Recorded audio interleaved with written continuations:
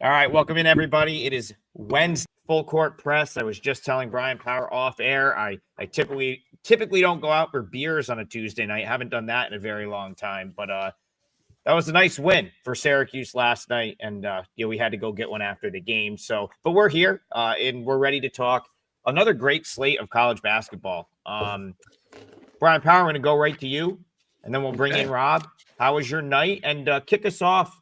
We got more big games, more ACC, SEC challenge, Louisville, Arkansas.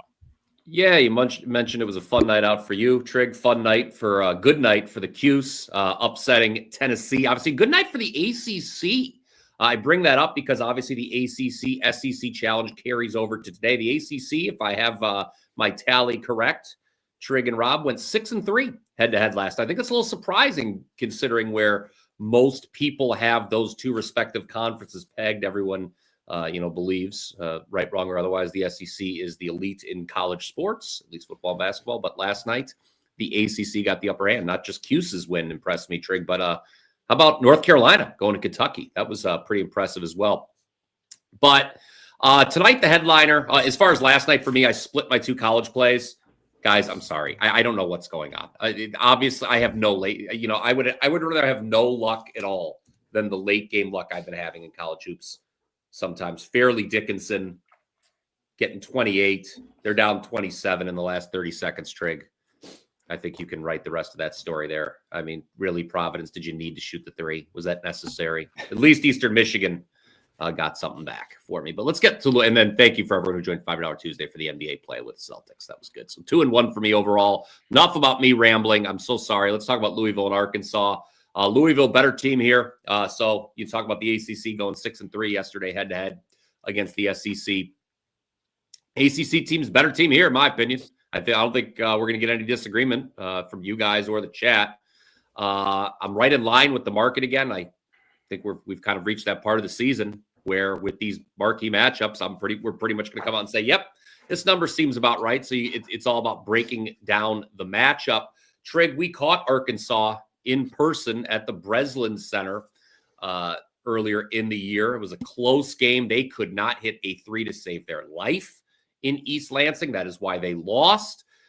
Interesting. I know that you and I were talking in the arena that day that we thought as the year progressed, Arkansas would only get better. I'm interested to hear if you still feel that way now with more data points under our belt. But I will be kind of sitting on the sidelines. You've got the Coach Cal against Louisville angle here as well. I think that, they'll talk about that on the broadcast a lot. But, Louisville's a better team on both ends of the floor, guys, and the deserved favorite going in Fayetteville. So I'm going to ask Rob to convince me one way or another because we left that game and I said, man, I left East Lansing more impressed with Arkansas than I was with Michigan State. And Brian and I talked and we said, it was probably the East Lansing crowd. Acuff took a couple of very ill-advised shots in that game where I think he just got caught up in the moment of having when you're at East Lansing, the fans are on top of you. I think they just made some bad decisions to end up losing a game by 3. That now looks like not such a bad loss at this point. Michigan State looks awesome. So they keep going up the ratings. Michigan State, yeah, they're a top 10 team now. So Rob, on Thanksgiving night, Arkansas played Duke pretty close. And I think with all other than that one game against Winthrop where, maybe they had a little bit of a mental lapse and didn't take them seriously, Arkansas has impressed me. With that being said, I can't find many faults with Louisville. And that's what's making this a very tough handicap here.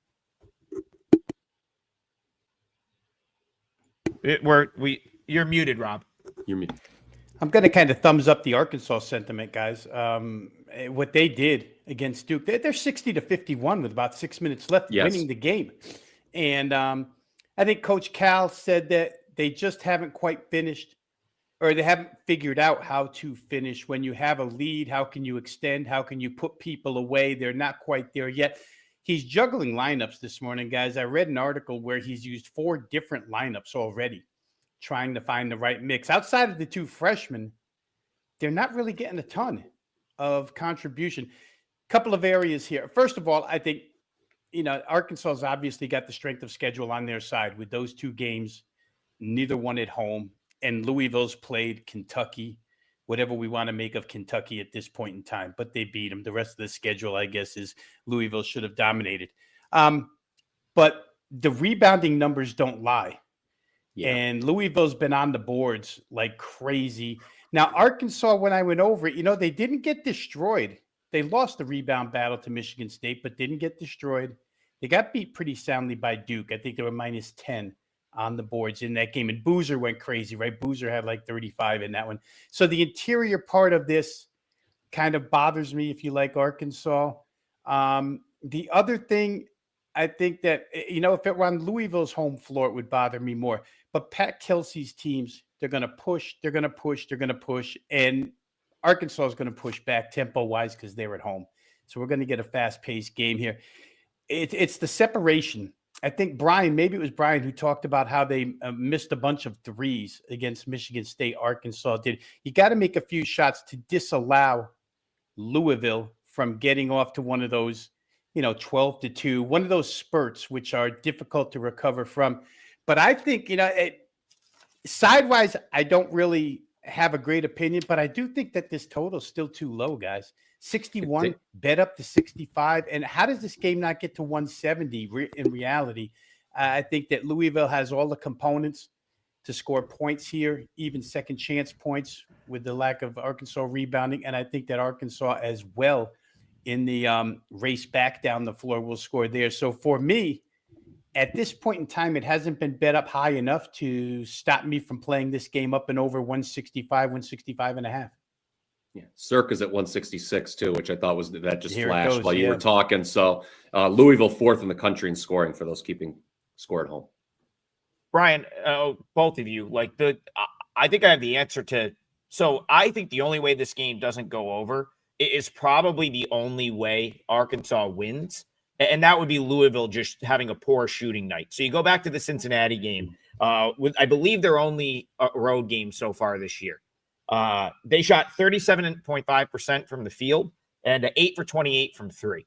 And if they don't have an off shooting night here, they're probably not going to lose this game because of what Rob said. Probably have the rebounding edge. They run. Pat Kelsey is just, he's a god. He's in my top, probably 5 coaches in college basketball. I really don't like betting against him. Offensive sets are phenomenal. The way Louisville would lose this game is if they come out, they get a little bit caught up in, Fayetteville, place I've never been, still have to get down there. But by all accounts, a tremendous atmosphere for a basketball game. If Louisville gets caught up, they start to shoot a little bit too much, and suddenly they throw up a stat line like they did at Cincinnati, 8 for 28 from 3. That's probably where you get your Arkansas win. And if that's the case, it's probably getting nowhere near that 160. But if Louisville is executing, probably going over, and I think they win. And if they win against this number, they're probably going to cover. Correct me if I'm wrong, guys. I don't know how glued to the odds screen you were earlier today. I thought this line I saw as low as 2. And then I think there's been some buyback on Louisville. Was I in a morning fog perhaps there? Or I thought I saw Circa down to 2 already. And now it's 3. It's painted 3.5 across the board. Circa did make it down to 2, Brian, just looking at the line history. Earlier this morning, as of 8 o'clock East, you could have gotten 2, and then it pushed up a little bit. Guys, one last question here, just based on situational angle. How much stock do you put into? Because Adam, when he's talked about off shooting being the only reason why Louisville wouldn't score, it jogged this memory in my head. How much stock do you put into 6 days off and 7 days off? Pat Kelsey said it was a good thing for his team. They needed this time, 7 days off. I read his quotes. John Calipari didn't really speak upon it, but college basketball teams that are used to playing, especially at this time of year, more than once a week, and then taking 6-7 days off, affect the it's 2020 hindsight. Obviously, we'll know the answer after the game's over, but do you treat it any differently? I think it plays into what Triggs. It could. Again, like you said, we're not going to know until the game starts. There is a world, I guess, where the layoff, it's rust, not rest, and that is what causes Louisville to have an off shooting night. We obviously don't know what they've been doing in their free time. Yeah, it's so hard to quantify. It's so hard to quantify. Cincinnati has actually been pretty solid defensively this year, from a number standpoint, but then again, they just lost to Eastern Michigan. So what do you you know what I mean? Like, was that good defense? Was it off shooting? I guess, but and we'll move this along. Like, I guess, like, for me, I don't want to. The reason I probably won't get involved with Arkansas is I don't want to have to bank on Louisville having a bad shooting night to hit my bet. Whereas the reason I probably won't get involved with Louisville is I left that game in East Lansing thinking, like, this Arkansas team, as the season goes along, is probably going to continue to get better. And all they've done since then is win every game aside from the Michigan State game, which now doesn't look like a bad loss at all, and give a very good Duke team all they could handle, in my opinion. So I don't really want to bet against Arkansas either in Fayetteville, where it's going to be a tremendous atmosphere. So not anything real actionable there, but I do hope that we that we at least got you some different, got you thinking in a couple of different ways for that game. Let's move it along. We have hold on, my track pad. Is that what you call it? I don't know, but you just tracked yourself right on out, Trig. Yeah. That was unfortunate. Guy was working with a heart. He just went right on out of there. Oh, we're live, everybody. I wonder if he was going to go to Garth. I see Garth. Thank you again, Garth. We can't thank you enough for your tremendous donations. He's asking about the team in my neck of the woods here. I'm going to wait till Trig gets back in because I don't want to I assume you were going to. You know what I got to get? You talked me into it the other day. I got to get a wireless mouse. Inexcusable. I should have a wire. I know you got. I know. I got to have a wireless mouse. Insane. Yeah. Were you going to go to the Garth's question about Cleveland I was. State? I was going to go there, and I was actually going to, being a Cleveland guy that has the Wallstein Center in his backyard and has been a little bit critical of this. Yeah, has been a little bit critical of this iteration of Cleveland State basketball. I was going to throw it to you, but I also he specifically asked me about the under in that game, and I got a little bit less of an opinion on the total. Does anyone want to kick off the total side? Rob, do you have anything on the total side of Northern Kentucky Cleveland State? I'll say real quick for the total under. The case against it is the pace. The case for it is the pace isn't doing anything for Cleveland State as far as scoreboard is concerned, right? I mean, you can run up and down all you want. If you can't put the ball in the bucket or you can't get to the free throw line and make free throws or whatever, you can't get a game over. So Northern Kentucky to me is a team that can, get it to moderate pace and defensively maybe frustrate Cleveland State a little bit. So it's like I said, this is a tough call because you'll probably get the requisite number of possessions to get this thing over. The problem is Cleveland State comes up probably too empty too many times, if I could put it that way, to bank on it getting to this price tag, 157s, 79, 78 final. It's hard to argue either way. I'm not on the game. Yeah, Rob took the words right out of my mouth. In terms of the total, you're going to get the pace. The problem is Cleveland State, again, it's a lot of empty possessions. Now, the counter to that, Cleveland State why are they getting so many empty possessions? Well, it's a bad basketball team. We understand that, guys. But they also turn the ball over a lot, and that's compounded here. What's going to be a real issue is Northern Kentucky tends to force a lot of turnovers. So those empty possessions, Rob, a lot of it, if it's coming early, if Northern Kentucky's turning them over quick on the if the turnovers are occurring early in the possession, then, okay, they might be able to score on the fast break and counteract the fact that Cleveland State is having those their usual empty possession. It counteracts Cleveland State's empty possessions. This sounds great in my head, guys, I assure you. So, I think that's the question is Cleveland State turning it over late in the shot clock? Are they turning it over early in the shot clock, leading to fast break points for Northern Kentucky? I think that's the difference in terms of this game staying under or going over. And real quick, guys, just so we can clarify this, when we talk about turning the ball over and a team forcing turnovers, all turnovers aren't the same. They don't all lead to fast break hoops. Some are passes that go out of bounds, and then Northern Kentucky can inbounds and take their time and run time off the clock, et cetera, et cetera. So I think generally speaking, when we talk about turnovers, we automatically correlate that to a fast break and a bucket. And it's not always the case. The turnover can lead to getting the game played even slower if you throw it out of bounds, et cetera, et cetera. Yeah. I see Bayou saying I should go to the game to secure the under. Unfortunately, I cannot do that. I cannot do that. I am on ice skating practice duty tonight. I apologize for everyone. I am not. I will not be on the ice, of course. I'll just be sitting looking at my phone. I'll just touch on the side very, very quickly, and we can move it on. Like, I don't know that you're going to find me back in Cleveland State, maybe ever this year. So obviously their head coach goes to North Texas. Anything that was redeeming about last year's team is pretty much left at this point. So it's they never have back-to-back good years anymore. It has been like, I mean, you'd have to go back to the Norris Cole era to find the last time Cleveland State has strung together consecutive good seasons. Yeah, I mean, you just talk about barely getting by a non-board team, like struggling to score in that game.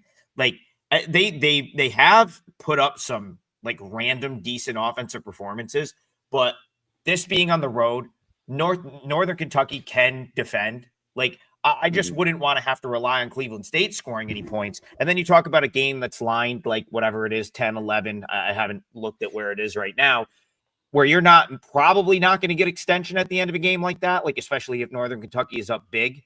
Good point. I think maybe I you know what, Garth, I think I'd probably lean toward the under with you, because I just don't want to rely on Cleveland State to have to do anything. And it's not like I'm like over the moon high on like Northern Kentucky just being like this great team that's going to run it up either. So I'll lean your way, Garth. Under the full game total sounds decent. Jay Buff. I don't know if I should have probably hit Jay Buff up and asked if he was at the game last night. I usually run into him at Syracuse games. But he wants to know, he likes Virginia tonight. He said he's been impressed with them so far. Texas lost some key pieces to their offense and might take some time. Wrong team favored. Well, let's get Robin here first. Virginia, Texas.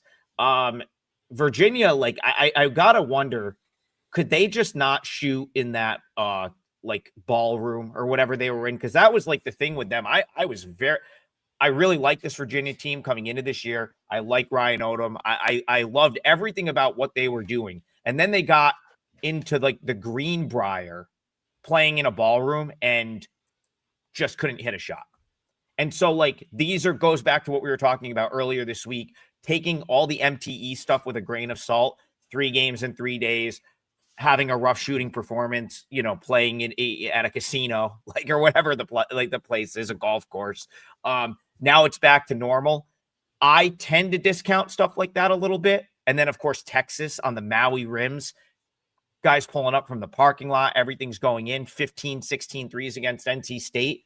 So it's like now you've got both of those worlds colliding here. Rob, talk to Jay Buff, Virginia, Texas. How are you seeing this one? Yeah, I mean, let me just give you what Ryan Odom said, okay? At first, we'll go to the head coach himself, Ryan Odom. We've got to play harder, and it's got to mean a little bit more to us. The guys understand that because the competition is going to continue to increase as we go about our season. Guys understand it and are excited about where they're headed, but certainly I'm not satisfied with where we are right now. Maybe Sean Miller could say the same thing, but guys, I'll just turn to the Texas side of this.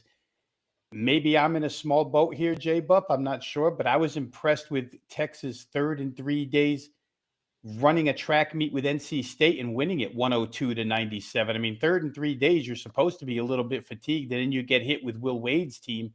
And as Adam said, they shot lights out, played extremely well. I like Sean Miller as a head coach. I think he brings his teams along in a manner somewhat like John Calipari, where as the season goes on, they get better. The opening game against Duke didn't look so good, but I think it's looked good since then. It's a difficult game for me to handicap. It'll be played with pace. I would probably look at it more from a totals perspective than a side perspective here. And, where totals concerned, again, you do have to shoot it really well, but I think you're going to get the number of possessions to get this thing over potentially. So I wouldn't want to be on under. I'm probably a little more impressed with Texas than you are. You're impressed with the Virginia side, so I guess that puts us in a neutralizing place here. Don't let me talk you off of anything. Let me say that right away. Don't let me talk you off of anything. But I will say that I am impressed with what Sean Miller's doing with Texas right now. Tremaine Mack, very good basketball player. I like the way that team's going. I'll wave the Swiss flag over here too, in between Trig, and say that I make these teams. I would make this a true pick'em on a neutral court. These two It's a really teams. good game. I see. There's some argument in the chat about all Virginia should be a road favorite. I'll point this out. This is Virginia's first true road game. Texas is 4 for 4 in Austin. They've won every game. So I don't know. I didn't see a ton of value on this one. Now Trig's muted. I do think if Virginia shoots the ball well, they probably win this game. Like, Ooh. I think so for me, like, you look at Texas and you try to evaluate the Maui games. So, I was on NC State in the game that they won 102-97. My big takeaway from that game, and this is another conversation, I suppose, maybe a good segue into a different game. We'll just go right into it. Like, NC State might have some issues defensively. I mean, in addition to Texas maybe benefiting from some soft rims at Maui, which I guess are a thing. I mean, it's been going on for years where every shot goes in. 16 for 32 from 3 they were in that game. Like, NC State looked lost on every defensive possession. And ends up losing the game 102-9. It scores 97 points and lost, right? Like, Will Wade team scoring 97 should not be losing a game, yet they lost to Texas in that game. You want to look at, you can't really draw anything from the Chaminade game, whatever. Like, so we throw that out. But they lost to Arizona State, and that's kind of a game where, like, I felt like their, Mo Odom on Arizona State had 36 points and really sort of just torched their defense, which Virginia is equipped to do. That's the other thing. Like, Virginia is equipped to attack Texas, similar to how Arizona attacked them through their guards and shot making in that game. Odom hit 6 threes, and they win that game as an underdog. So, like, I like Virginia. I'll have to probably think about this one a little bit more. But Buff, to wrap it up, I guess I'll agree with you. I don't know if the wrong team is favored, but I agree with you liking Virginia at the number there. I'm going to just segue this in. We already started talking about, I already alluded to it. So let's just go into NC State and Auburn. Probably downgraded NC State as much as any team from the Maui. And I think for 2 reasons. And I'll go to Rob because I know he had a pretty strong opinion on NC State for pre-Maui, which I did as well. I just think they have some stuff to work out on the defensive end. I think they got out-toughed by Seton Hall, which, hey, I remember Shaheen Holloway in the MAC, and there was very good Siena teams that he would punch in the mouth, and his teams are tough, and when he's got a little talent, it can go a long way. So I think NC State got out-toughed by Seton Hall, but the way they got just destroyed on, like, every possession by Texas, where Texas got open 3 after open 3. Boca Titus got everything he wanted inside, and, like, the refs bailed them out with a couple calls. And NC State couldn't take advantage of that. Gives up 102 points. I had to downgrade them quite a bit. Now, I think they're going to score on Auburn, but I think Auburn might score on them. So a rare trig total, Rob. I kind of like the over. Talk to me about this game. I could see it. I'm going to speak to your first point, though, Adam, about toughness. After that Bethune-Cookman game, I know I shook my head. Stephen Pearl, this is not going to go well. Bruce Pearl in the wings, waiting to come down and take the bench back. Guys, they played Houston, St. John's, and Michigan, who's on a roll right now. I mean, if you wanted to just say today who the best team to the eye test is, I would say Michigan right now is the best team in the country just with my eyes. But the toughness angle of that, Adam, is Houston. They lose by 1, Auburn does. St. John's, as tenacious as Patino, comes at you. They beat them by 11. Michigan, I don't think there's any shame in losing by 3. That game got out of control. That was like an avalanche. Snowball, bigger snowball, you're buried. And like I say, I don't put any shame in that loss because Michigan's playing so well. So on the toughness angle, Auburn all arrows point their way. I am totally with you in that. I think when you watch NC State, they're way too caught up in scoring points right now.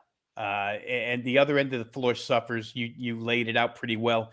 The Auburn, the matchup in Maui against Texas. So Auburn, Pettiford is tough. Hall, the lefty Hall is tough. These guys are, when push comes to shove, they came through in big ways in that tournament. I like what I've seen out of Auburn. I think their team total might be the play here if you just wanted to isolate, because I don't know what Will Wade can do in one game against an opponent of this magnitude to straighten things out defensively. So for me, I can't argue anybody off full game total, but I do think Auburn team total may be worth a look here. Well, first off, this number just got hit as you guys were talking. Auburn is up to -8 now. Yeah. That's worth noting. The over predictably is taking money. The insane person that I am, I was entertaining the notion, believe it or not, you guys have sort of talked me out of it, of looking at an under here, and I'm going to tell you why. I don't think NC State continues to shoot as well from three. They're shooting 42% from three. Is that going to continue in a true road environment? I don't believe it will.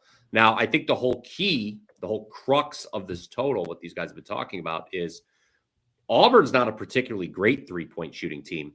NC State is willing to let you shoot a lot of them. If Auburn's knocking down their threes, this game probably does go over, and Auburn probably wins in a runaway. I actually, believe it or not, Rob, kind of like NC State team total under. I think, as crazy as it is, I look at that 3-point percentage. That's not sustainable over the long haul, shooting over 42% from downtown. I just don't think it is in a true road environment.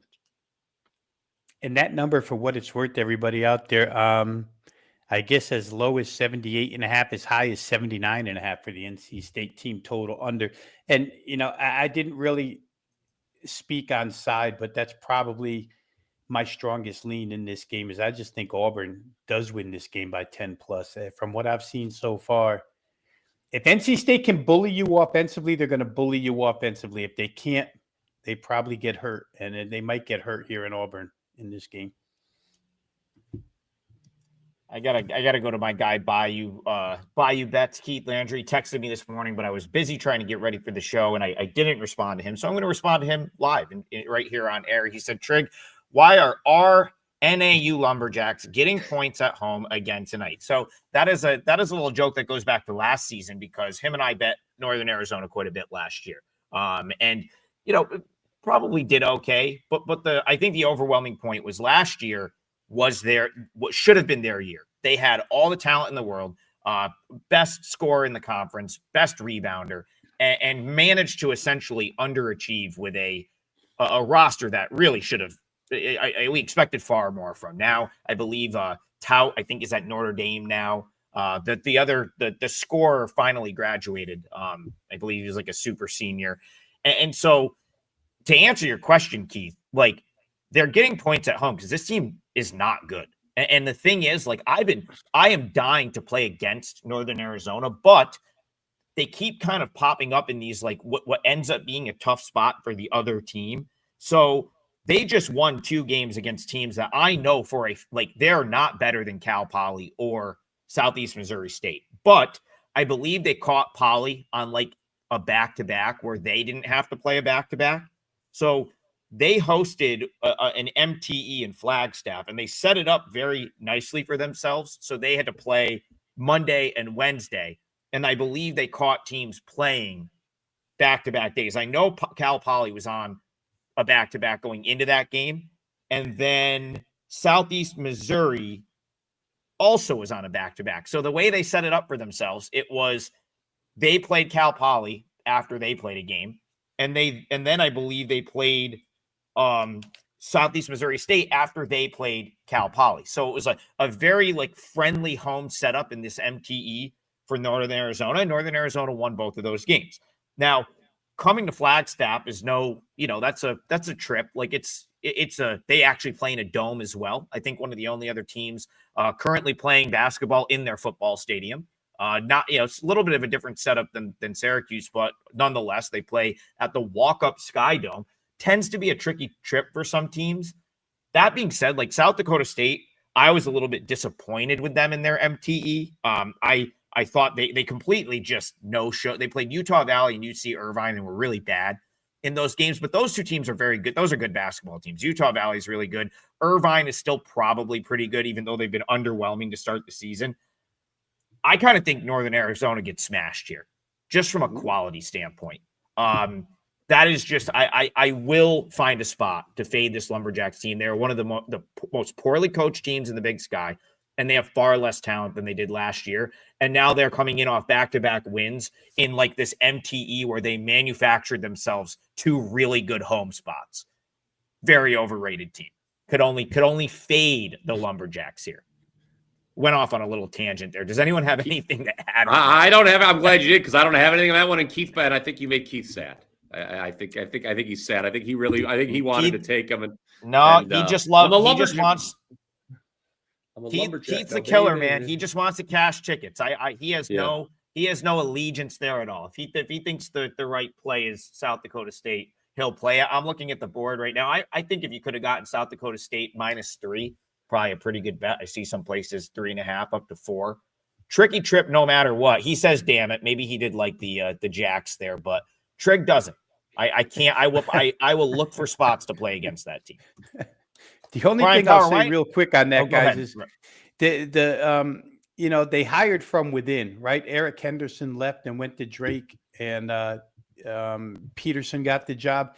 And I don't know right now what to make of this team under Brian Peterson. I feel like South Dakota State doesn't have some of the characteristics that they've had in the past. Maybe they'll develop as we go along here.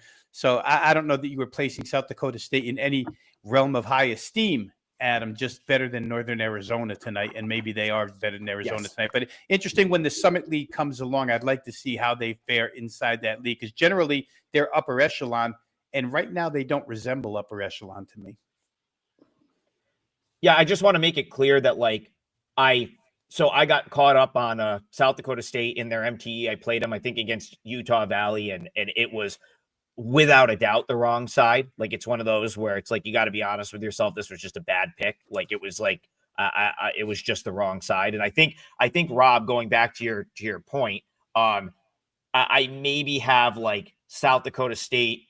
You know, they've been so good for so long that you have that ingrained, even though it's a different coach and whatever. Like, they've been so good in that sort of, I'll use my term, weight class for so long that you see them on a neutral catching a couple points, and that was obviously enough to get me to the window there. So oftentimes, and then they got smashed in their next game. Like, normally I'd be stubborn and be like, oh, well, this is the spot to do it. I'm just going to lay the 3 points against a team I don't particularly like, but it really isn't that simple. And just to speak to probably the reason I didn't jump at that, like, they are still going on the road. It is still a tough place to play. And to what you're saying, there might be like a precipitous drop off for them from Henderson to the new coach that maybe we didn't have priced in accordingly to start the season. So yeah, it's an interesting game. Interesting game. I wish I had more, but Brian Power, I was going to go to you for a promo, and I don't know if you want to. We got to address the elephant in the room too. We cannot hit a parlay since the first week. It's unbelievable. It's cursed. I saw somebody yelling at me about FD. Look, okay, FDU played probably one of the worst first halves in recorded human history. Okay. But again, I said it at the open of the show. They were right there. They were down by 20. They were covering with 30 seconds left, and Providence had shot a 3. So that was not fun. There you go. Again, most days we've hit 2 of 3 straight. So if you've been doing that, you've been up a lot of money, and we are in the black with the parlay now, Trig, after one of the most unreal starts. We knew it wasn't going to be able to. That was it. That was a more of a curse, not a blessing, I think, by hitting the parlay the day 3 of the first 4 days on the show, because it's never that easy. Yeah, and we're going to keep doing it. And we had a similar lull. We had a similar lull during the baseball season where we gave back all our profit, and then what happened? We hit like a couple back to back, and we were right back in business. So don't bail on us. We got one right around the corner. I personally have turned it around a little bit, 3-1 on college basketball since Sunday after a dreadful feast week.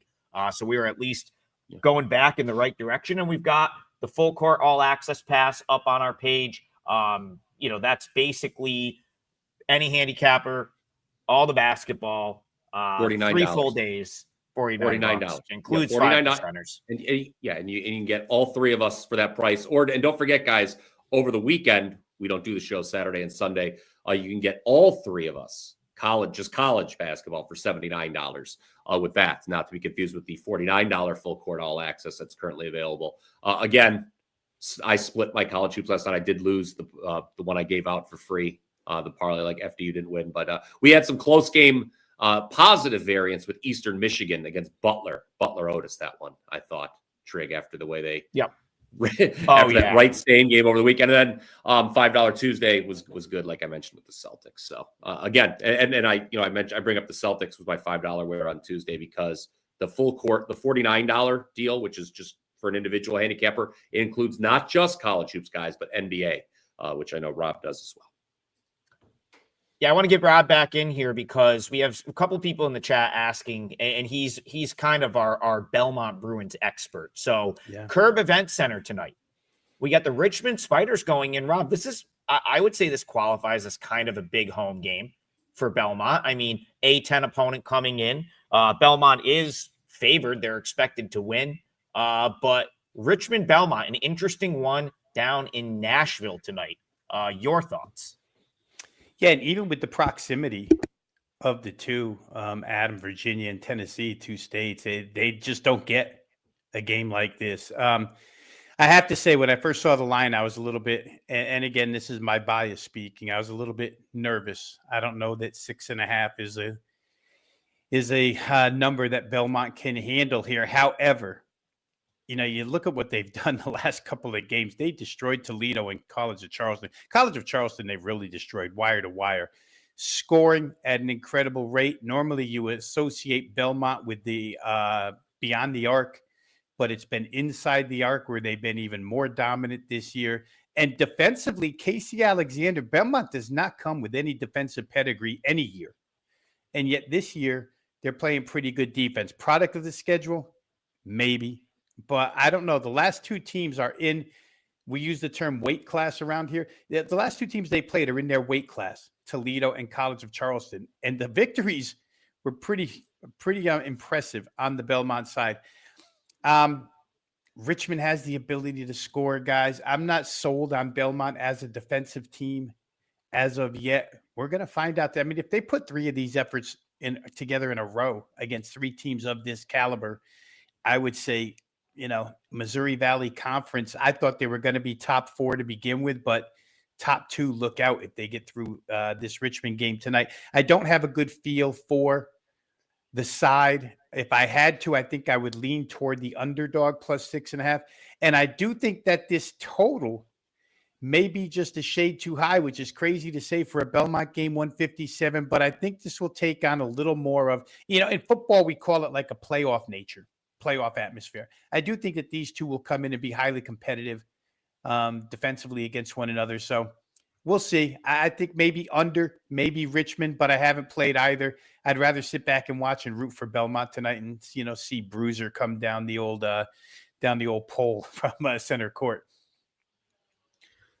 I'm kind of thinking Richmond for my parlay leg. I'll be on Belmont, one of 20 teams still undefeated in the country. That's not probably going to continue for too much longer. I think Richmond, you take a look at a Richmond team, I believe, correct me if I'm wrong, this is the first time all season that the Spiders are getting points. And their only loss this year but was by 1 to Furman. So this is I'll get back to you on this. This is on my short list for the parlay leg here. It depends. There's something I want to give out just to continue the gimmick and just make people pull their hair out. But I think they would like Richmond better. They want to hear me give out Richmond, but there's another one I was considering as well, another side that probably no one's considering and everyone will not like. So let me internalize here what decision I want to make. But I definitely like it's dog or pass here, no doubt about it. Yeah, real quick here. Let me just add one thing that's intriguing about this game, guys, is you have a Chris Mooney offense. Princeton type offense. Belmont doesn't really see it an awful lot. against Belmont's offense, which is unique in its own right. I wonder how quickly the defenses adapt here as I think this thing through. But I do think that, I thought the point spread was a little too high, like you, Brian. I thought 6.5 might be a little too much for Belmont to chew off here. Yeah, I'll lock my parlay leg in. Bayou, I see you in the chat, and I agree with you. And I haven't bet anything yet. It's also by design. Someone pointed out my horrific losing stretch on Feast Week for like that all happened within a couple of days, and so for me, like I really tightened some parameters up. I stopped locking certain things in super early, which may cost you some client plays on this show on certain days, like today, where I haven't bet anything for clients just yet. But I'm also 3-1 for clients since Sunday, so I feel like it's working, and I'll probably continue to lean into that. But Bayou brings up a game that definitely is on my radar, and so we'll talk about it now. Central Connecticut State, they are going to go to Seton Hall tonight. I believe they're playing in the small gym. I believe this is on campus for Seton Hall. So back in the NIT a couple of years ago, Seton Hall played a game, or they played the NIT games on campus, and it got rave reviews because, of course, Seton Hall is another one of those teams that goes to like the big local arena to play. I believe they play most of their home games in Newark, where the New Jersey Devils play, the Prudential Center. So after the NIT, I think Seton Hall decided to bring back some of these like campus, like during the lull when kids are, when it's like November, December, a quote unquote lesser opponent, they will play one or two of these on campus. And that's what they're going to do tonight against Central Connecticut State. So they come back from Maui. I think Seton Hall probably was pretty happy with their trip to Maui. They get the big upset win over NC State. They blow out Washington State, but this is the Shaheen Holloway is really not the type of team. Like, he doesn't coach like his teams you typically don't want to lay huge numbers with. They're the type of team that you are fine with backing as an underdog, where they can muck it up and frustrate you. Go ask NC State about that. But then like Shaheen Holloway's teams have also, the lesser Seton Hall teams have lost to teams like Wagner, right? Or just like, I think last year, maybe they even lost to Wagner. So I don't typically like them as big favorites. Central Connecticut State is a very good basketball team. Pat Sellers is a very good coach. This team last year really should have been an NCAA tournament team. I was at the NEC final last year where St. Francis went into their gym and somehow emerged victorious. Like, you'll never see a building more stunned. I mean, they were an 11.5 point favorite in that game. And to have lost that, now they don't have Jordan Jones back, player of the year in the NEC last year. They lost a couple of their really good players, but Pat Sellers still has a lot of guys. He's a tremendous coach. I think he probably has a team that's comparable to last year's team, but the kicker here is they haven't quite got priced like last year's team used to. Like, that was it was known last year that Central Connecticut State was really, really good. And this year, like, they didn't even get picked to win their league. LIU got picked to win the NEC. So, but already this year, what is all Central Connecticut State has done? They went and beat Rutgers, right? Go out and win at the rack. They went into Conti Forum and beat Boston College. So to think that they can't go into Seton Hall's little campus gym, which is what they're used to playing with in the NEC. And by the way, in the NEC, they don't play in arenas. They play in these little gyms, right? Like, couple thousand people max. I think this game sets up for Central Connecticut State to at least be competitive.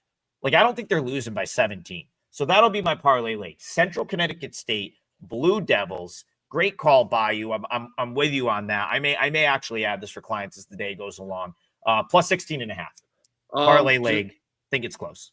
Just two things. I laughed, not because of anything Trig said, but somebody in the chat, as you were going off there, Trig was noted Central Connecticut State is, quote, the real Blue Devils. Wow. That made me laugh. And then number two, this game is being played in Walsh Gymnasium, which, yes, I did. Yeah. I did my quick Google search. I bet. On campus, yes. I bet Vino knows a thing or two about hard hit in New Britain, though. I do. In fact, my brother-in-law, I've got a buddy that was in my wedding party and my brother-in-law both graduated CCSU. So Oh, wow. congratulations to them and the real Blue Devils. Yeah, they are the Hard real hit Blue Devils. New Britain. I got to go to hard hit New Britain and just start yelling. Hard hitting Yeah, New well, Britain. it's not Hartford or New Haven, so I don't know how hard hitting it is, or Bridgeport, but it's hard hitting New Britain. Believe that's where George Springer is from. Oh, I think that's where he's from. Yeah, which always breaks my heart as a Dodger fan when George Springer wrecks Dodger dreams, and I'm like, damn, you have to come from Connecticut, damn, come from somewhere else, please. I'm going to piggyback off Trig. I'm going to go to the extra board as well for my pick. I'm not going to give Richmond. As a matter of fact, I'm going to keep rolling with the gimmick. I'm going to give out a double-digit underdog on the extra board as well. We're going to go the Colonials of Eastern Kentucky. They've not covered the spread all year, Trig. They're 0 for 6 against the spread. They're one of 3 teams that haven't covered the spread. I think they're going to cover the spread tonight. Why do I think that? Well, you look at the games they've lost, okay, Eastern Kentucky, only one has been by a greater margin than what they're getting tonight, 15.5 at Illinois State. That one game that they lost by more than 15, well, that was at Vanderbilt, a team that we should probably talk about before the show ends because Vanderbilt is in a battle of unbeatens with SMU. So Illinois State, we're getting them. That this has always been a big talking point. Off an MTE where they played well. They beat both Charlotte and Furman.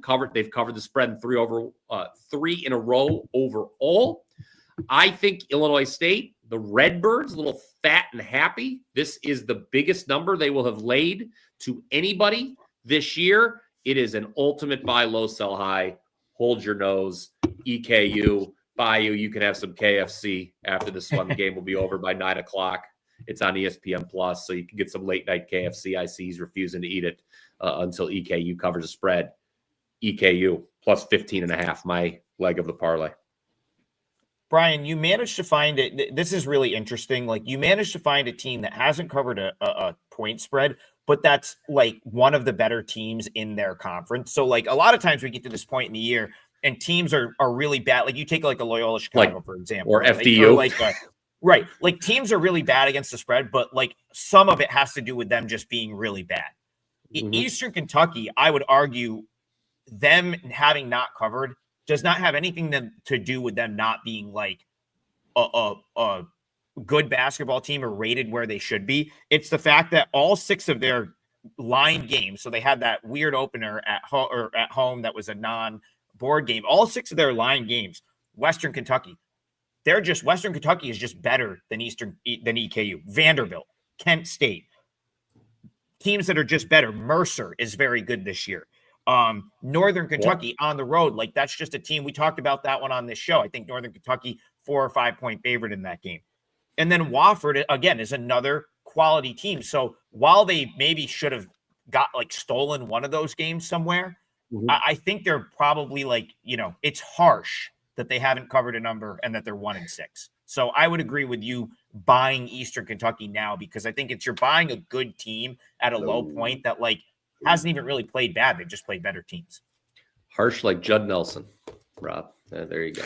Is he that harsh? Yeah, he's that harsh. Yes. All right, let's give Rob the floor here. I don't know if you've got your parlay leg figured out. If you don't, I'm just going to let you throw a game out that you want to talk about.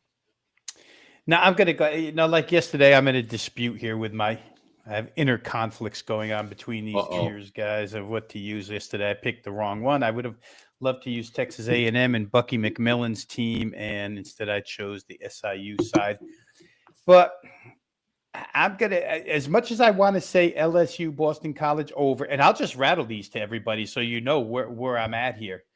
As much as I wanted to be on Vandy, because next to Michigan, I'm so highly impressed with what Vandy's done, but 11 points puts me out of the running for it in that game. I'm going to go back to a game we've already talked about, guys, and I just don't see, from what I've seen of Auburn with Pettiford and Hall and what I'm seeing out of Will Wade's team. We described it really well. There's no reason for me to lay it out again. Go back in the podcast and find it. But I think Auburn -7.5 is definitely my parlay leg here tonight. I just can't see them at home in that environment. Will Wade still? I don't think you can teach a team defense. in one game, and they just don't really care all that much about that end of the floor. And Auburn does. And Stephen Pearl has that team fired up. You saw the end of that game where they won the third game of that tourney. And I mean, the kids were all over Stephen Pearl. So obviously there's good rapport there. Give me Auburn -7.5 as our parlay leg. All right. We needed one marquee matchup in there. I think after we hit it with Central Connecticut State, Eastern Kentucky back-to-back, we needed a game that, was that you didn't need, some premium streaming service to watch, even if those are, God, are those games even on ESPN Plus, Trig, that we gave them? Oh, yeah, they will be. I think Seton Hall might be on, no, they'll be on ESPN Plus somewhere. That game will be on. And you said Auburn -7.5, right? I just want to make sure. That's what I'm seeing. Yep. Okay. All right, I'm gonna propose a game just because this is the degenerate special, and when there's a standalone 11 p.m. game, it has to be talked about. Now, after going to Orange Crate after the game and being out for a little bit before the game and staying out after the game a little bit, do I want to be up at 11 o'clock watching a bet? Not really, but hey, you got to do what you got to do, and. What I may have to do is bet UCLA today. I'm really tempted to do so. I feel like this is kind of the spot where they typically get right. Really ugly loss to Cal. Donovan Dent horrible loss. Probably wishes he never left Richard Pitino, because I just don't know that he hasn't looked like the guy that I became a massive fan of at New Mexico last year. But like, I've watched Mick Cronin forever. It's like this typically is the game where he turns around and just like smashes a team like Washington, who I don't think is particularly great. Now he's got to go up to the Pacific Northwest here. Brian Power, Rob, someone talk me off of UCLA so I don't have to stay up to 1 a.m. tonight. Can anyone do that? Washington's injured right now, which is is kind of the opposite of what you wanted. I think, Drake. That's the only thing I will say. This, not to pat myself on the back here, but I just did. First week of the show, second week of the show, it was early on in the show's run. I said the one team that I see in the top 25 that should not be in the top 25 was UCLA. They're not in the top 25 anymore, so that was good. By the way, how good did Georgia look yesterday? Just blowing the doors off Florida State. So I can't talk you off this one. I mean, I guess I would just say conceptually, Trig, I'm not, as you know, and generally you, I know, are the same. Not big into playing a road favorite. Even, I mean, you can maybe squeeze out a money line price on this one here, but Washington really banged up. And, Danny Sprinkle, maybe Rob has his quotes. He didn't seem very enthusiastic about this matchup tonight. Well, you know who seems less enthusiastic about his team, guys? Mick Cronin. And we've talked about, I was trying, as you were talking, Brian, to look up the coach I quoted yesterday, because I feel like it's 3 shows in a row now. Tad Boyle, I know I've done, and I think I got to somebody else too, who generally preaches about the ineffectiveness of his team. How about Mick Cronin, though? Let's roll with this. Yeah. I think our team struggles to take a punch. We've got a glass jaw. If you were to describe us as a fighter, we'll toughen up or it's going to be a long year. And Mick Cronin does that frequently. Right. He's always after Steve. And that goes back to your point, Adam. I don't know what Donovan Dent would want to come play for this guy for. And the style that he was in, and you want to come play Mick Cronin's style, which is definitely his way or the highway. And that could cause a little bit of friction. I think Brian talked about injury to the Washington side, right? Mm-hmm. But UCLA's got the key injury as well to Bilodeau, who didn't play. I think he's playing, though. I think he's going to play tonight. Yeah. Because I'm seeing unlikely right now. But if he plays, it's a different story. Yes. If he doesn't play, it's like we said last night with Nate Biddle, right? Nate Biddle was such a difference maker in the Oregon USC game, not playing. So, for me, normally Mick Cronin quotes turned the tide of his team in a positive way. I just don't know how receptive this group is. I think this is our first chance to find out, because it won't be our last negative Mick Cronin quote about his team. If they, lose another game, he's going to say something bad about them. And I don't have an interest in it for that reason. But I do notice one thing, guys. I think I texted you, Adam, about a week and a half ago. I'm watching UCLA 11 o'clock at night, like you're describing. I'm like, man, these guys have a lot of 3-point shooters. It's not like UCLA to be at the perimeter as much as I've seen them be at the perimeter. So maybe a different style team. Maybe that's what Mick Cronin refers to as soft or glass jaw. We'll see. I just don't have a good read on this one. Yeah, no one throws their team under the bus like Cronin. He's like the poster child for like just going right into the media first thing in the press conference. Like, now that Brian Kelly's unemployed, no one does it quite. No one. Cronin's the new clubhouse leader. I mean, there was a time last year where he went on he had a meltdown, and they responded. They won a couple of big games, and for me, like he's listen. Cronin's been around for a long time. He is a very good coach. At some point, he's got to look at Donovan Dent and be like, why is he like why am I having him pass the ball so much? Like why is he become like a pass first guy on this team?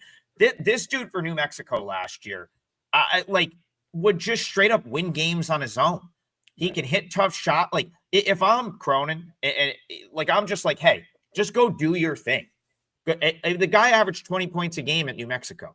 He should be just allowed to do whatever he wants. Like that's really what should happen. And it's counterintuitive to what like Cronin likes to do, which is, I think, part of the problem.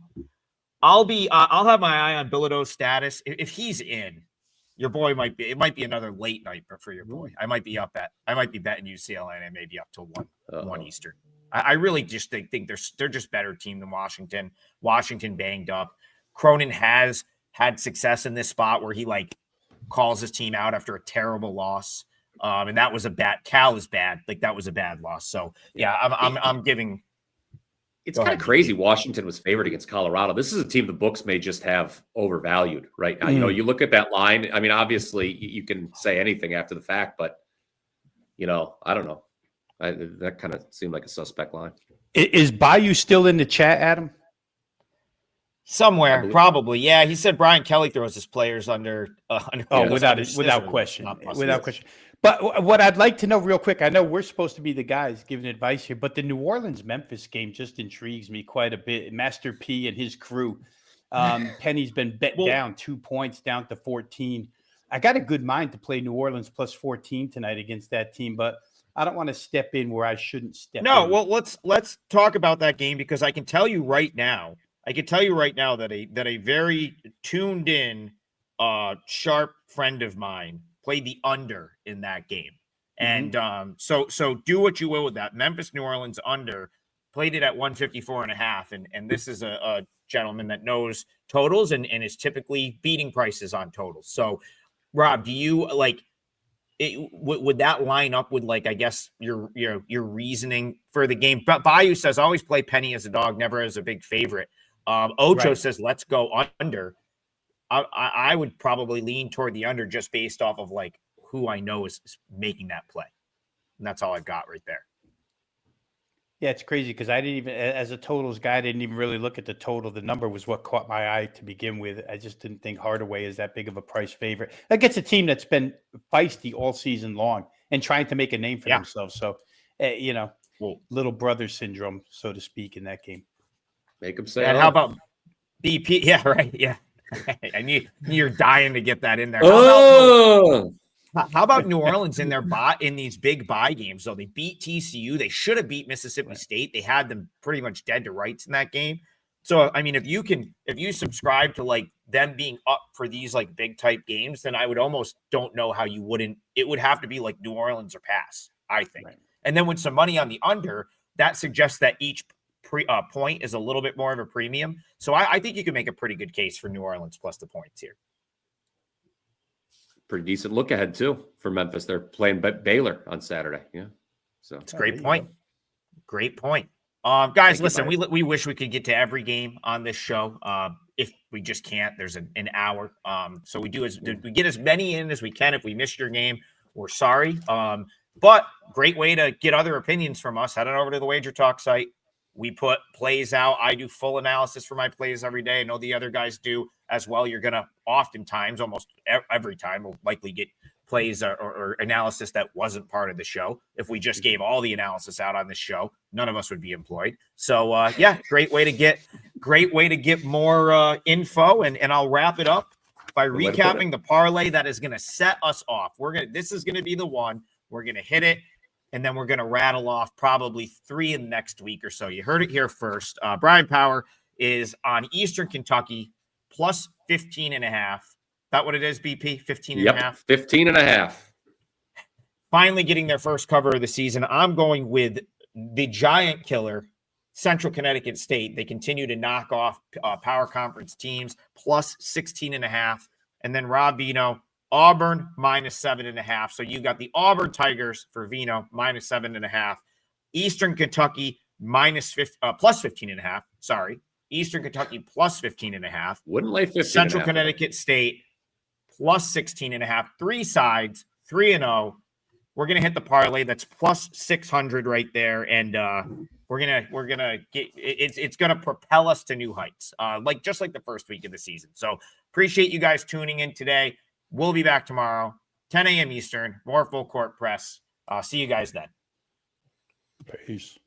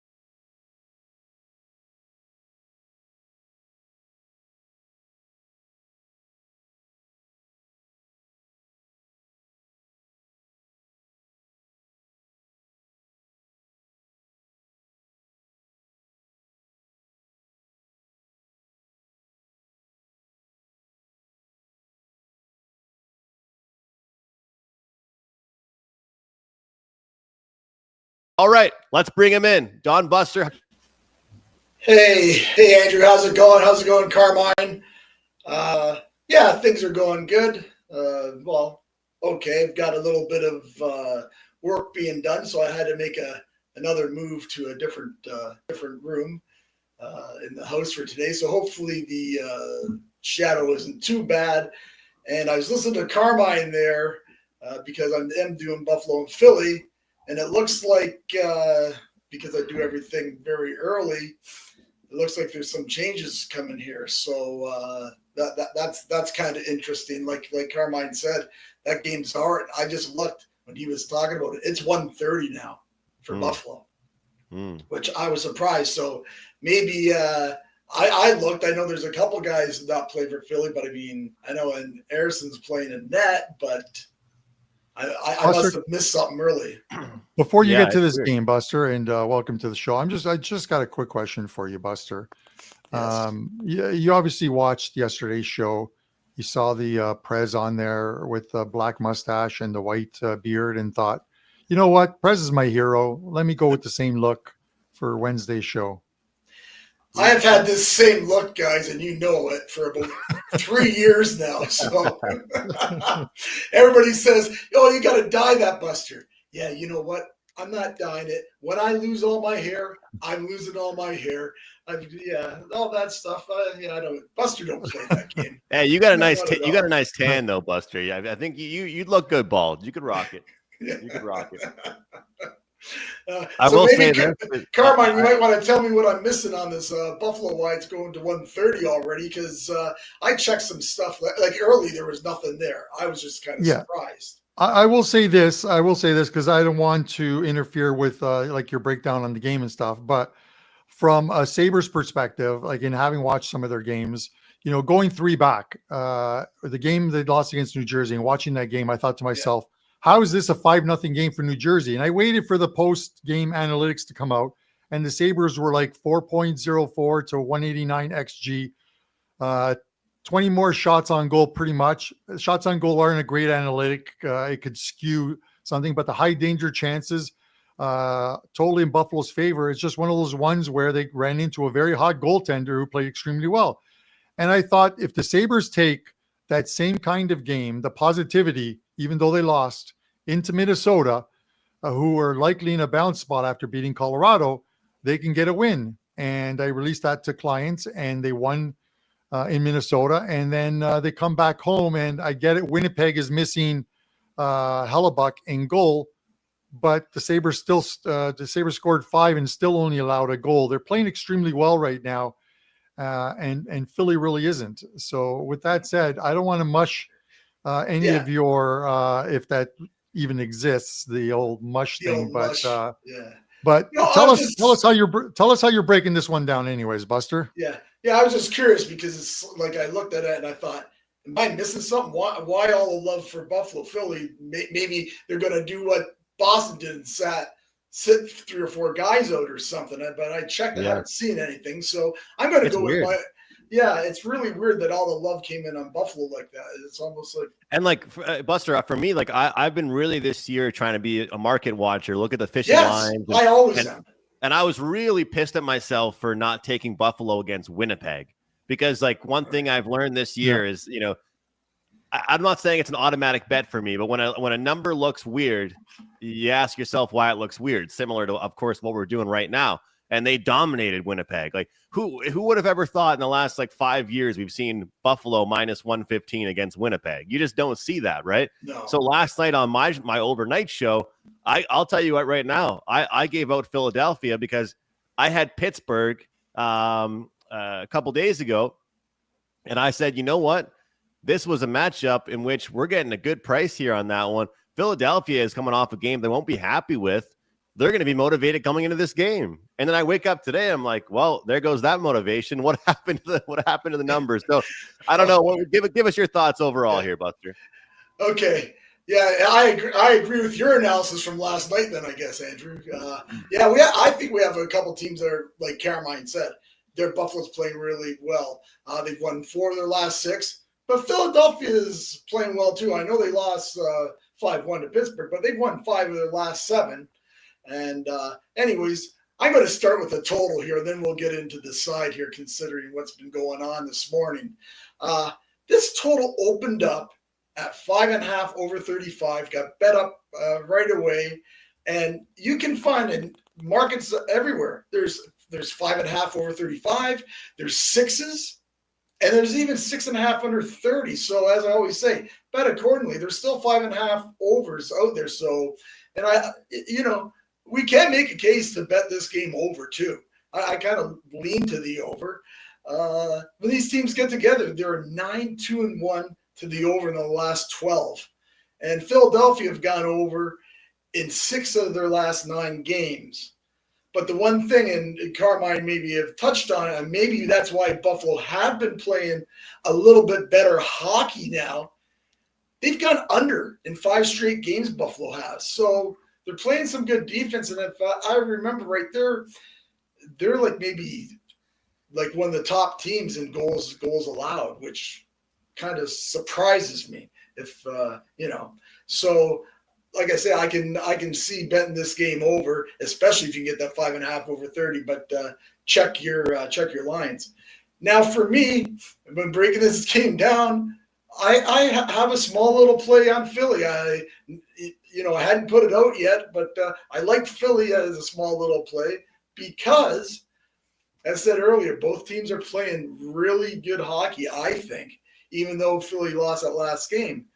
But again, this line opened up. It actually opened up Philadelphia minus 135. It got hammered down, and we've kind of beat this to death a bit about now that Buffalo's at 130. So even a guy like myself who's been betting 40 years, when I see something like this, and Andrew, you touched on it, I question, like, what am I missing? And then you go back through a bunch of stuff and you go, yeah, I'm not really missing anything that I see.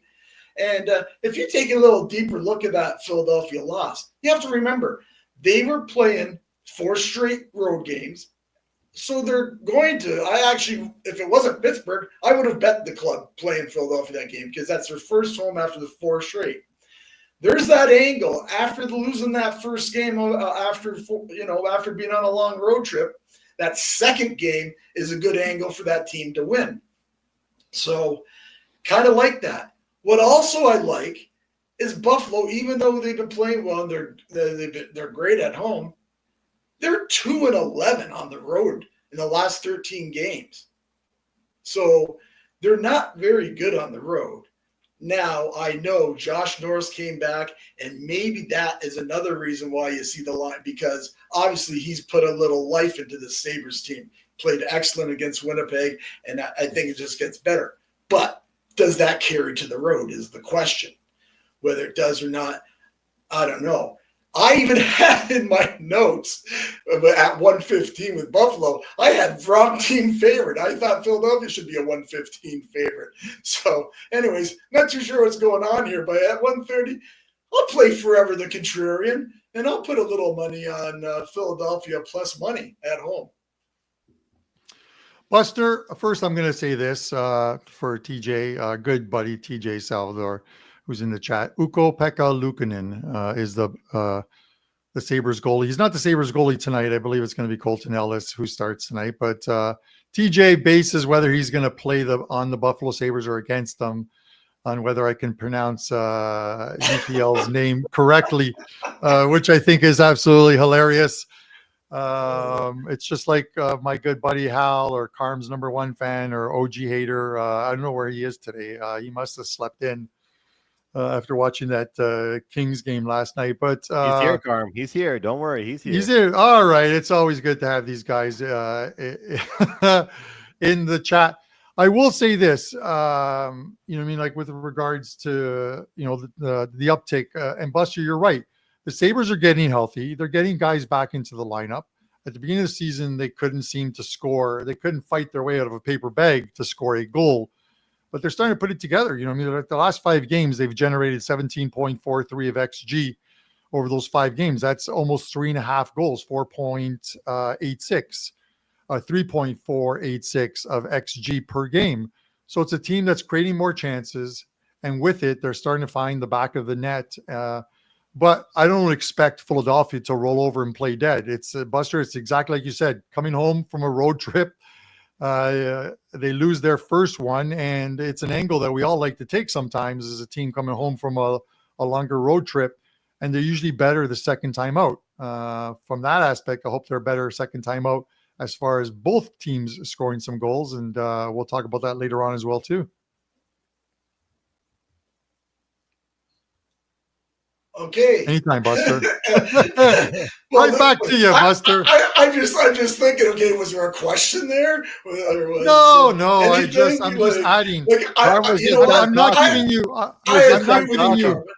I am not giving you. Ran out. His word count ran out. He was done. The controller died. I used up all of my English. No, Buster. You know I what? agree with you on the over, Carmine. How's that? If you like the over, I like the over. There you go. It is. But when you talk about being contrarian, I mean, like if Brian Leonard was here right now, you know what Brian would say? No. Kind of like what he said about St. Louis. Brian might actually say, you know what? The Sabres don't deserve to be this price right now. I ain't going to take the dog. And it's like I said earlier, right at the beginning of the show, I believe it's going to be the market mover game. And if you were thinking of taking the Sabres, don't take it just because the line is moving. But you take it because you actually looked at the play, you analyzed the play, and you like the play. And now you want to beat the line move. But I'm seeing like 134 now popping up on the screen. So we'll see what money. Urson's in goal tonight for them. So it is Urson in goal for them and not Vidar. Urson's been so-so. I think he's allowed 3 or more goals in 6 of his 8 starts this season. So he is not a stalwart as far as stopping that puck. But we'll see. It should be I hope it's an entertaining game and not one of those boring-ass 3-1, 4-1 type games. Well, especially if you are going to bet it over, like I say at 5.5, I'll get that 5.5. Maybe I bet it over and leave that Philly. Geez, but that Philly, 2-11 Buffalo on the road. How can you not take Philly as a contrarian play? I don't care who's on the ice. Yeah, but that's what everyone says about the Philadelphia Eagles. Yeah, they're Super Bowl champions. Let's take the Eagles. They can't lose again, and then they get gobsmacked or whatever. Yeah, but with that said, Buster, what do you got to promote at WagerTalk? Yeah, we just have was quite happy. Went 2-1 last night. We got that customer appreciation win. Always good to get those for the new customers and the old customers and the all access guys. So it was a nice winner that we had there. And we have just a double play up in NHL tonight. Go over to the site, grab that. I think we just said just a couple small plays, $19 will get you 2 NHL plays. Also, go to the site. There's a lot of great package deals coming up. But the one deal that I'm looking forward to is the college football bowl package. We've got every game, every college football bowl game, all the college football playoffs, including the national championship game. You get all those plays, including all 5% plays that are put out by the cappers, all for only $149. And just a little note, we are the #1 lifetime in 5% releases profit-wise in college football at WagerTalk. So go grab that for $149. That's a great deal. There's 47 bowl games, and you got their playoffs. So there's lots of football to be had for a very cheap price. And thanks, guys, for today's insights. A little different than normal for me because I'm kind of a little organized, or try to be. So it'll be very interesting. I'll be watching that Philadelphia Buffalo game for sure tonight. Now that the way things are shaking down, I think Buster, you're a cool dude, Buster. You're a mensch. You know what a mensch is? I do not. A mensch is a Lawrence used that word quite often. It's some of the guys in the chat might know what mensch is. Very good guy with a good heart. That's what you are, Buster. We appreciate having you on the show, even with that black and white mug. beard and mustache combo or whatever. So next week, I expect you to show up with either all black or all white. You decide. It's up to you. I will show up though with the Mexican blanket next week because I'll be back in Mexico. Let's go. Let's go. I like that. I like that. You know what? I have never ever been so surprised, and I usually can catch on to things. I'll never forget when I'm going to the game with my buddy and Carm at Leafs and Habs, and Carm's like, "Yeah, I got one of my friends coming here. You know, you'll get along pretty well. You know, we're gonna meet at the bar beforehand." And then I just see Buster come running into the bar. He's like, "What's up, Andrew? All right, we got to get together, the three of us, sometime again." And then that'll happen. And then I gave spring or summer. And then I gave Buster my Guy Lafleur jersey. You did. It's I bought it. It's a beauty. I bought it to honor my dad, who was a huge Guy Lafleur fan. Hopefully, he's watching the show up in the up there, and hit the like button if you are. But they can hit the like button up there, I think. But if you are, God bless them, man. But with that said, yeah, I figured Buster. Who better to give it than to you? And I hope you enjoy that. And I'm a diehard Guy Lafleur fan all my life, so it was all right, when you gave that to me. That was talking about being a good man, Carmine. Everybody that watches this show knows what you and Andrew are all about. All the stuff that you do and give away. So yeah, you wouldn't get all these people watching if it wasn't for how you guys are. You're good guys, and you know what? You're not bad to hockey bettors either. Yeah. You're a good guy. We almost won like what, 50 grand together because you bought us so many 50-50 tickets. Same thing with Carm. We all could have been loaded. So all right, Buster, get out of here. We'll see you later, brother. Take care, guys. Care. All right, guys. Before we jump Andrew, to the next game, I'm getting Carm out of here. Before we jump to the next game, touchdown Dolphins. I have my first college basketball 5% play of the season. I have been slowly but surely trickling in with the team totals. I've got some help. I've got some assistance working with some great people that know their stuff with college basketball. But you guys know I read the market and I bet college basketball team totals pretty much only. The rare sides, college basketball team totals. But I have a promo code for you guys. And instead of buying the 5% play that'll be up after this show, guys, use the promo code SCORE3. SCORE3 to get 3 days for the price of one. That's $39. That's SCORE3 at wt.buzz/am. Get all of my plays for the next 3 days. That'll be hockey, basketball, Thursday night football, and of course, in college basketball, my team total. So forget about buying that one play, that 5%. Use that promo code SCORE3. And Carm, you know how rare these 5% plays are, but I'll be real. I release more in NHL. I release more in NFL. With basketball, it takes a lot for me to find a 5% play. And this is a team total that I just find is a little bit off here. So I released it. We're ready to rock. And if you guys don't know me for basketball, we've had some great seasons in NBA, in college basketball in the past, and ready to get rocking and rolling with it again. But Carm, I know you're the same as me. When you have a 5% play, we obviously want to hit the 5. But it's better for someone to hop on for a 3 or to a 7. And here's the deal. This 5% play is $35. This deal I'm giving people is 3 days for $39. I'm no mathematician, but pretty good deal there. It is a pretty good deal.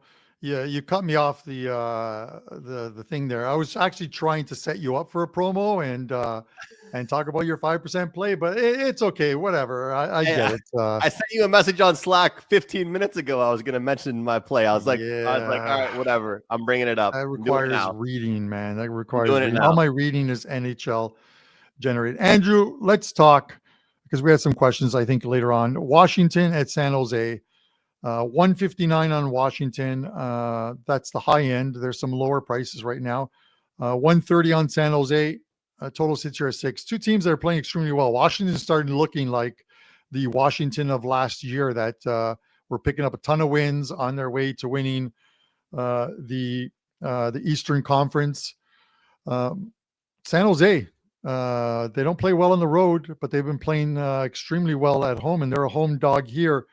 I'm going to look at this a different way, Andrew, and then I'm going to throw it to you for your thoughts. The Sharks are, in the first period, 6-1-9 to the first period money line at home. They've led 6 times. They've trailed once. They've been tied 9 times. It's been profitable if you're betting Sharks money lines because they're normally plus money.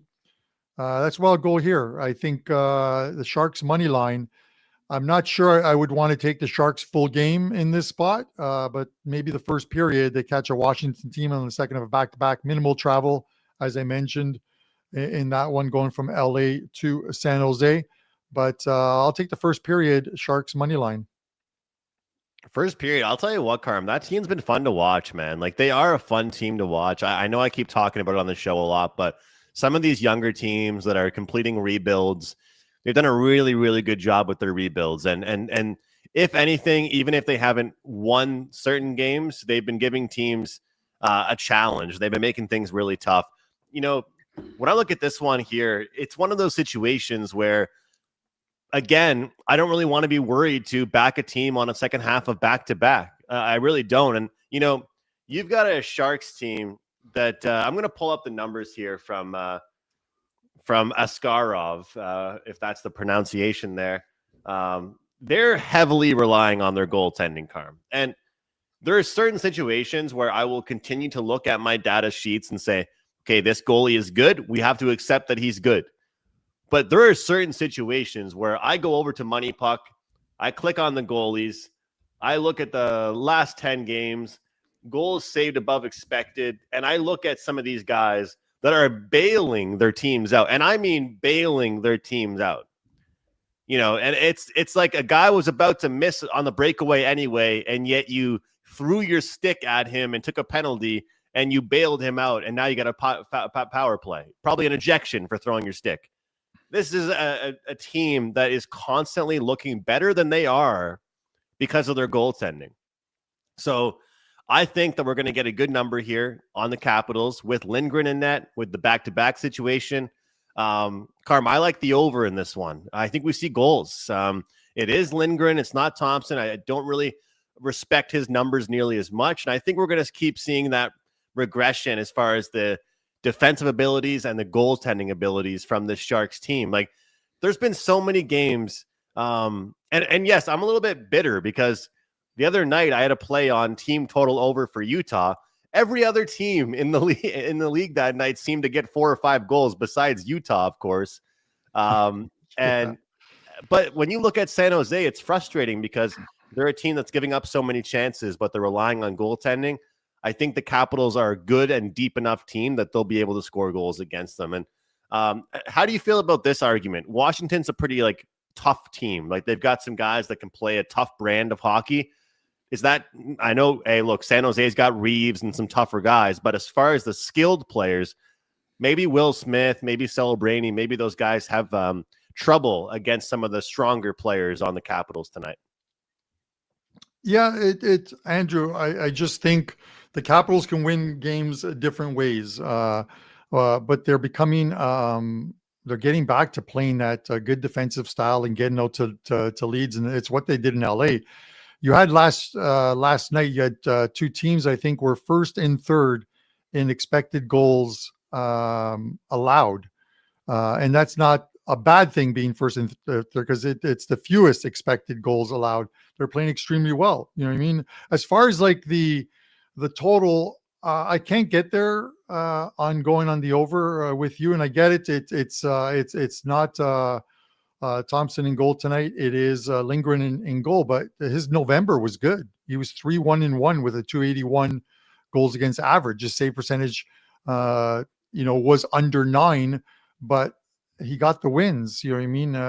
He's playing well, and sometimes you look at some of these backups and you see some good numbers for these backups in a certain month, and you're like, okay, maybe I've got to ride with this goalie as well too. It's one of the things, about Casey DeSmith. Even though they got the loss yesterday, they lose 3-2 in overtime, allowing 2 goals in regulation and then 1 in a skills competition in OT. I wouldn't call it a bad performance by any stretch of the imagination. So we'll see how that goes moving forward, or tonight as far as goals go. Yeah, I think, Carm, looking at this matchup here, I just think that just maybe we can see Washington fall victim to the back-to-back situation. And, maybe an opened up game does benefit San Jose. And some people in the chat are looking at value tonight with the Ducks and with the Sharks. But I don't think that we see the Capitals shut it down by any means. So I do think they're going to have to put some goals up on the board to get this win. So should be a good one. As far as the questions are concerned, we did cover a lot of the stuff here. One question about Wallstead, is it worth playing the under? I'll tell you, like, team total under for the opponent or the full game under. Yeah, it's hard to really argue against that. I love the team total overs for teams that I'm betting on, but as of right now, Carm, there's opportunities to betting on the team total under for the team that Wallstead is playing against. Yeah, no, Andrew, I completely see that. And, you look at it, I don't think you can make a blanket statement and just say, take every single game Wallstead's in goal and take the under, because, sometimes they're going to win those 4-3 games. Yeah. But it is more looking into the numbers. And, again, it's taking your time before you make a play because it's your hard-earned money that you're actually putting it on the right decision, or what seems like the right decision to you. So if you're looking at a team and you figure out, okay, well, Minnesota's playing this team and they're scoring an average of 2.45 goals per game, that's not a great number offensively for a team. And then when they're facing an elite goalie like Wallstead is right now, it gets even worse. If you're struggling to score goals, the last thing you want to do is run into a wall, pun intended. So, but a team that is scoring goals is going to make it is going to be a difference. The Edmonton Oilers haven't been the same scoring team as they have in previous seasons. They just haven't. We equate the name Edmonton Oilers with, these guys are going to get 4 or 5 goals tonight. No, that's I don't think the Oilers have found their identity as of yet. Andrew, just going off on a bit of a tangent, but your thoughts? Well, I think the big thing right now, Carm, is that for some of these teams, they don't have the leeway they had in years past to have these hiccups. Do you know which team is last place right now in the Eastern Conference? The Florida Panthers. Crazy, right? The Edmonton Oilers not in the playoff spot. At least the Panthers have the excuse of, hey, we won back-to-back Stanley Cups and we have no Barkov and no Tkachuk. That's pretty good excuses to make. But when you look at the division the Oilers are in right now, Carm, it's not like they can just be like, okay, we're going to turn it on and McDavid can go MVP mode and they can turn it on.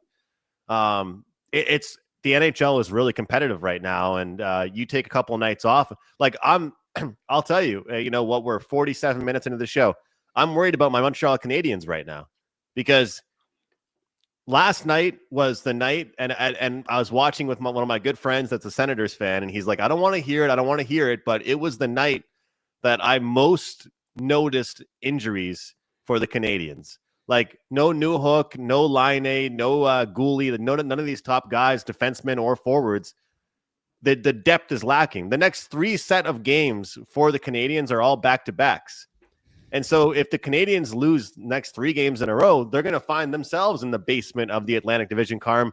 And just yesterday morning, they were the second-place team or third-place team in the Atlantic. So it's very competitive is what I'm trying to say here. And it's going to make it really fun for us on Puck Time because all year long, a lot of these games matter. Unless you're the Avalanche. Unless you are the Colorado Avalanche. All right, Carm, let's get to your pod for today. You're rolling. You're making money for people. And you're making money for charity as well. So hats off to you. Yep. So a couple things. First, someone asked Florida to make the playoffs. I'm not going to say I'm 100% certain they're going to make the playoffs, but they're only minus 150 right now to make the playoffs, and they're not that far off. And again, they're not healthy right now, missing a couple key pieces of that lineup. But I do think at the end of the day, they're going to make the playoffs. So whether you want to lay 150 to do that, it seems a little, I like plus money if I'm going to have to wait out a wager, Andrew, as far as that goes. And then one more thought on the Buffalo Sabres real quickly. The Circa is at 134 now. Circa usually offers the best price on games at 134. I've got to start checking for news because I'm wondering what's going on in Philadelphia that this number is at 134 at circa. Now, the pod play. It won with the Leafs yesterday, and we're going to go right back to this Buffalo game. I played this one last night on this Buffalo and Philadelphia game, and it wasn't the side. I took the total because I thought the total at 5.5 was probably about a half a goal short. I was paying a little bit of vig for it, but I did take Buffalo and Philadelphia over 5.5, over 5.5 minus 135. I'm not sure where the graphic is. Andrew, if you could just slide in that graphic or not. Okay. So Andrew seems to, oh, there it is. Man, this guy's messing with me. The pod play. We'll start it now. The pod play is the over 5.5 in the Sabres game, minus 135. I still like this at 6, guys. But if you can find a 5.5 or your book does have like an alternate where you can get pretty much the same vig, I would take it. But at 6, I would still take it. If we win this one, it pushes us over $6,000, and I will be restarting the bankroll at $5,000 and taking the profit. And on Friday, purchasing a bunch of stuff for the Richmond Hill Food Bank, which is up here where I live. Tough time of the year for everybody. I get it. And we're going to try and use puck time and these pod plays to make it a little easier on some families by picking up some of the essentials that families are looking for at this time of the year. So with that said, let's go over 5.5 minus 135, Andrew. Love it, Carm. Good man. It's that time of the year in the holiday season. I love supporting the community as well. And it's what it's all about. It's what it's all about. And you've proven about what the process can be for building a bankroll, managing it properly. And you've had some plus money in there, some totals in there, some sides in there, all kinds of different picks. So I'm excited because, Carm, it's a good and bad thing. But yesterday, I hit a parlay that I posted on Twitter, so that's a good thing. We hit it, and I think a lot of people joined me. And then we were one Jack Eichel point away from hitting a plus 550 to make it 2 parlays in one day. But today is a pretty good one. This is a good matchup-based same-game parlay or prop parlay, I should say here. Oh, it's just you, Carm. There you go. You can break it down for me. We've got a pretty good one here. This is plus 736. Plus 736. Gabe Vilardi, 2+ shots on goal. Dobson, 2+ shots on goal. Cooley, 2+ shots on goal. And Dougie Hamilton, 3+ shots on goal. Carm, I just want to bring this up. I find this insane, and hopefully this doesn't come to backfire on me. Have you ever heard of a difference like this? So Dougie Hamilton has a really good matchup today. It's a really good matchup for him. And I think that when you look at this number, you've got a Dallas team that for some reason, whatever it might be, they give up a lot of shots against defensemen. So that's one of the reasons why I'm taking Hamilton, of course. The number on FanDuel last night when I was doing my research for 2 shots on goal was minus 360. Minus 360. The number for him to get to 3 shots on goal was minus 115. How crazy is that? Yeah. Like, and part of me is like, man, am I falling for the trap here by taking 3 shots? But I couldn't stomach taking. And the funny thing is, looking at his chart, I wish I could pull it up. Looking at his chart, whenever he gets at least 2 shots, he gets 3. So it's either 1 or 3 as well. So very, very weird stuff there. But I love this one here, guys. So if you want to tail me, you want to ride with me, shop around. The best price that I found for this parlay out of every single book domestically was FanDuel. And I'm going to start letting you guys know which book has the best odds for these. So Vilardi, Dobson, Cooley, and it's kind of a good mix here. Kind of a good mix here with this one. So plus 736. Let's cash this ticket, guys. And you guys can see the odds on the side. Carm, those props, I think, besides the Vilardi one, they're reasonable for single bets. Like, you guys can single bet the Hamilton one. You can single bet the Cooley one. You can single bet the Dobson one. I don't want to hear people saying, oh, you went 3 for 4. It's a parlay. We're not always going to go 4 for 4. So, Carm, that's it for me for today, man. 5% college basketball play. Super, super pumped about it. I do like the NHL slate, but 5% college basketball play. And As I mentioned, that promo code right now, SCORE3, get 3 days for the price of one. My 5% college basketball play is $35. You can get 3 days of all my plays for $4 more at Do it, guys. WT.com/AM. Let's get it. Let's have a big night, Carm. Two guys, 2 soccer plays and 2 NHL plays tonight for me. And that's pretty much it. I've got Andy Lang yelling at me that his show's about to start. So with that in mind, guys, we appreciate all the comments in the comment section. Hit that like button on your way out. And if you're watching this a little later on, please hit that like button for myself, Andrew McInnes, and our guest, Don Buster. This was Puck Time. We will see you on Thursday.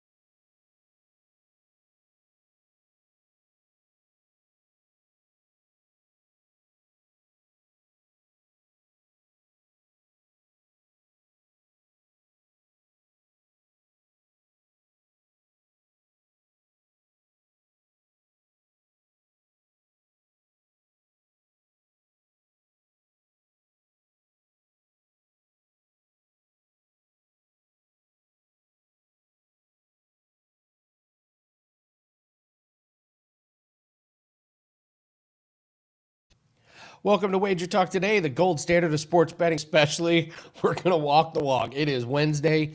This is one of the bigger Wednesday shows we've had in a long time. It's championship week, and we are in full swing. We got to bring in the heavy hitters. Ralph is going to join us. We're going to talk college basketball. I know you guys want college basketball. Louisville, Arkansas, and then we got to talk Big Ten championship. Indiana and Ohio State. I'm wearing the hoodie for a reason. Ross Benjamin is going to talk a little NBA. Let's talk some Pistons and the Bucks. Very interesting Bucks team with the trade rumors have already started with Giannis, so we're going to get his take on the game tonight, the Bucks, and we're going to impromptu ask him about his Buffalo Bills as well. He's got a big game, SEC championship, and of course we have to do This Line Makes No Sense. And then Drew Martin, been a fantastic addition to the Wednesday show. We're going to break down the Sun Belt Championship, and we're going to break down Jacksonville State, Kennesaw State, and also that Troy James Madison game. So we got you covered. It's a big week. It's midweek, but we're getting you ready for the weekend. We're getting you ready for tonight. Let's do this. Let's hit the like button, and let's bring in Ralph Michaels. We have a lot to go over here. Ralph, happy Wednesday. How are you, and how is the pen? The pen is great, Andy. Thank you very much. Looking forward to this great conference championship weekend, and we're going to talk about one of those games in a minute. Yeah, let's start off with college basketball. It's really popular here in the chat and on this show, so let's pick a game and break it down. Let's do Louisville and Arkansas. We got Louisville minus 3.5 over under 166. How do you break this game down?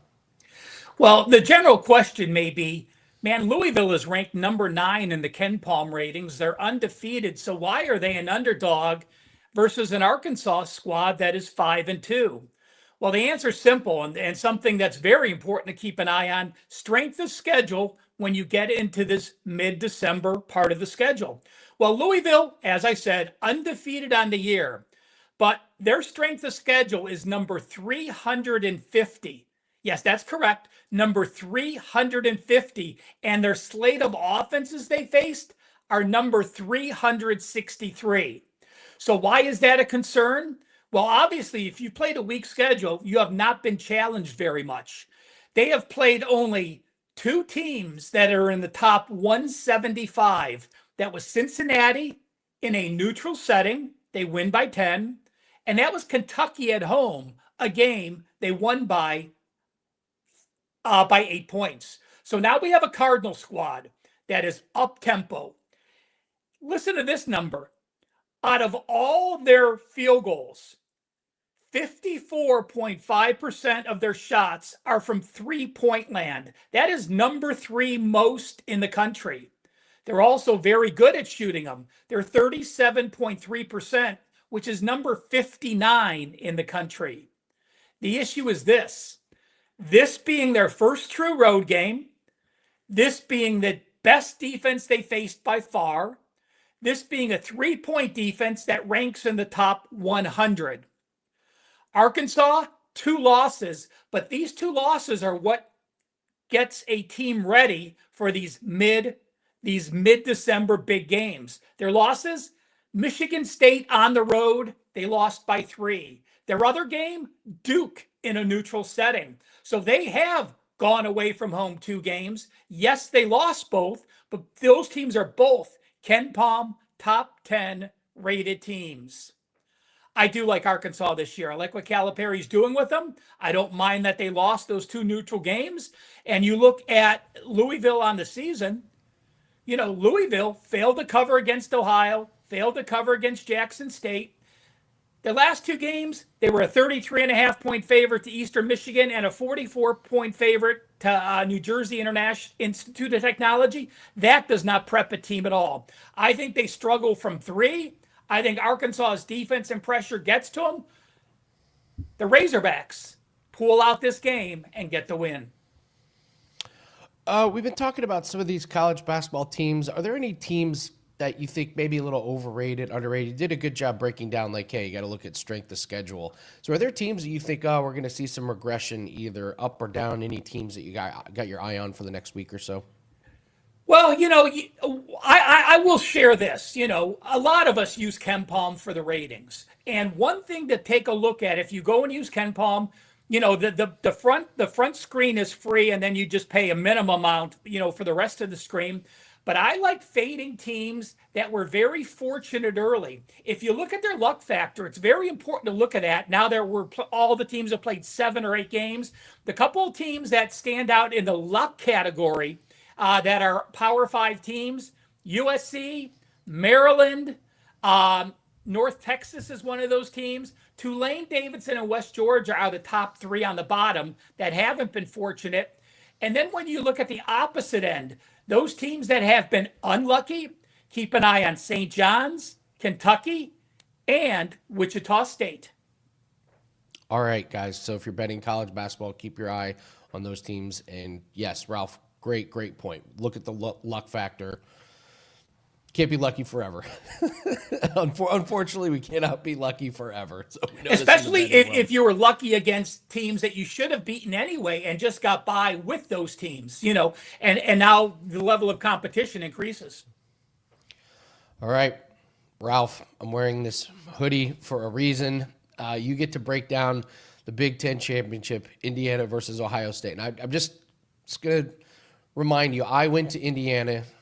I'm wearing the hoodie. I'm sitting here before you. So let's make sure we do the right thing here on this breakdown here. Right now, the line is Ohio State -4, over under 48. In all seriousness, though, obviously, Ralph, I have a lot of IU friends and Ohio State friends in my life. And it's funny, we all are kind of in the same boat as to what our prediction is for this game. I'm interested if it matches up with your breakdown. Yes. Andy, I'm waiting for my Zelle. It has not clicked yet. So should I wait any longer or should I just go on with my legitimate opinion? All right, just here we go with your legitimate opinion. I'm a man. I'm 40. You know, last week, oh my gosh, now you're bringing Oklahoma State. You're bringing Mike Shout Gundy, out if anybody caught Mike that. Gundy quotes out. You know, last week on the Blitz with Ross and Brian Power, you know, I ended and I said my power ratings have Ohio State as a 6.5 point favorite. And that really is right where it opened. But I totally agree with this line move.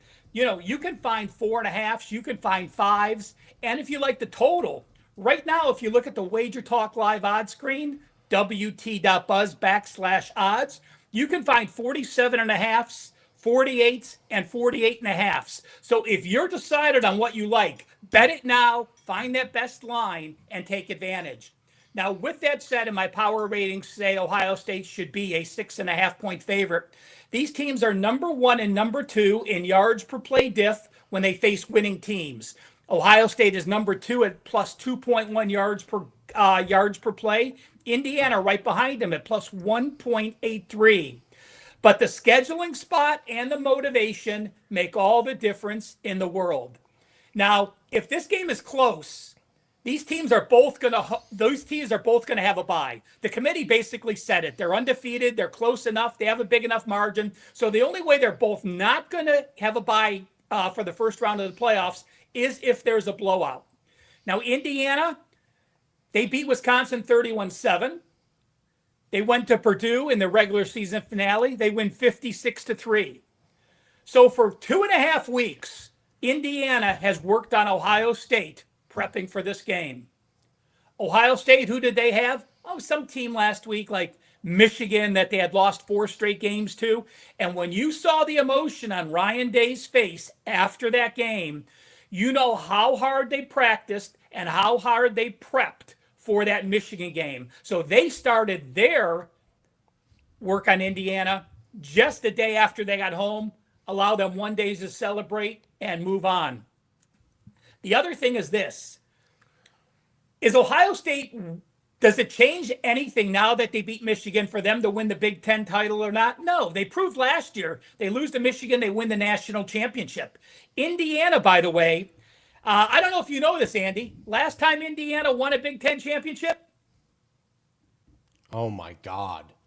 I mean, are we going back to Lee Corso coaching days? 1967 was the last time Indiana won a Big Ten championship.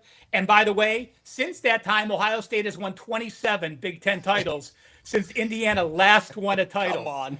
But, you know, you're talking, I looked this up, Indianapolis to Bloomington, 56 miles. These kids are ready. Now, Ohio State's less than 3 hours away, so it's not horrible.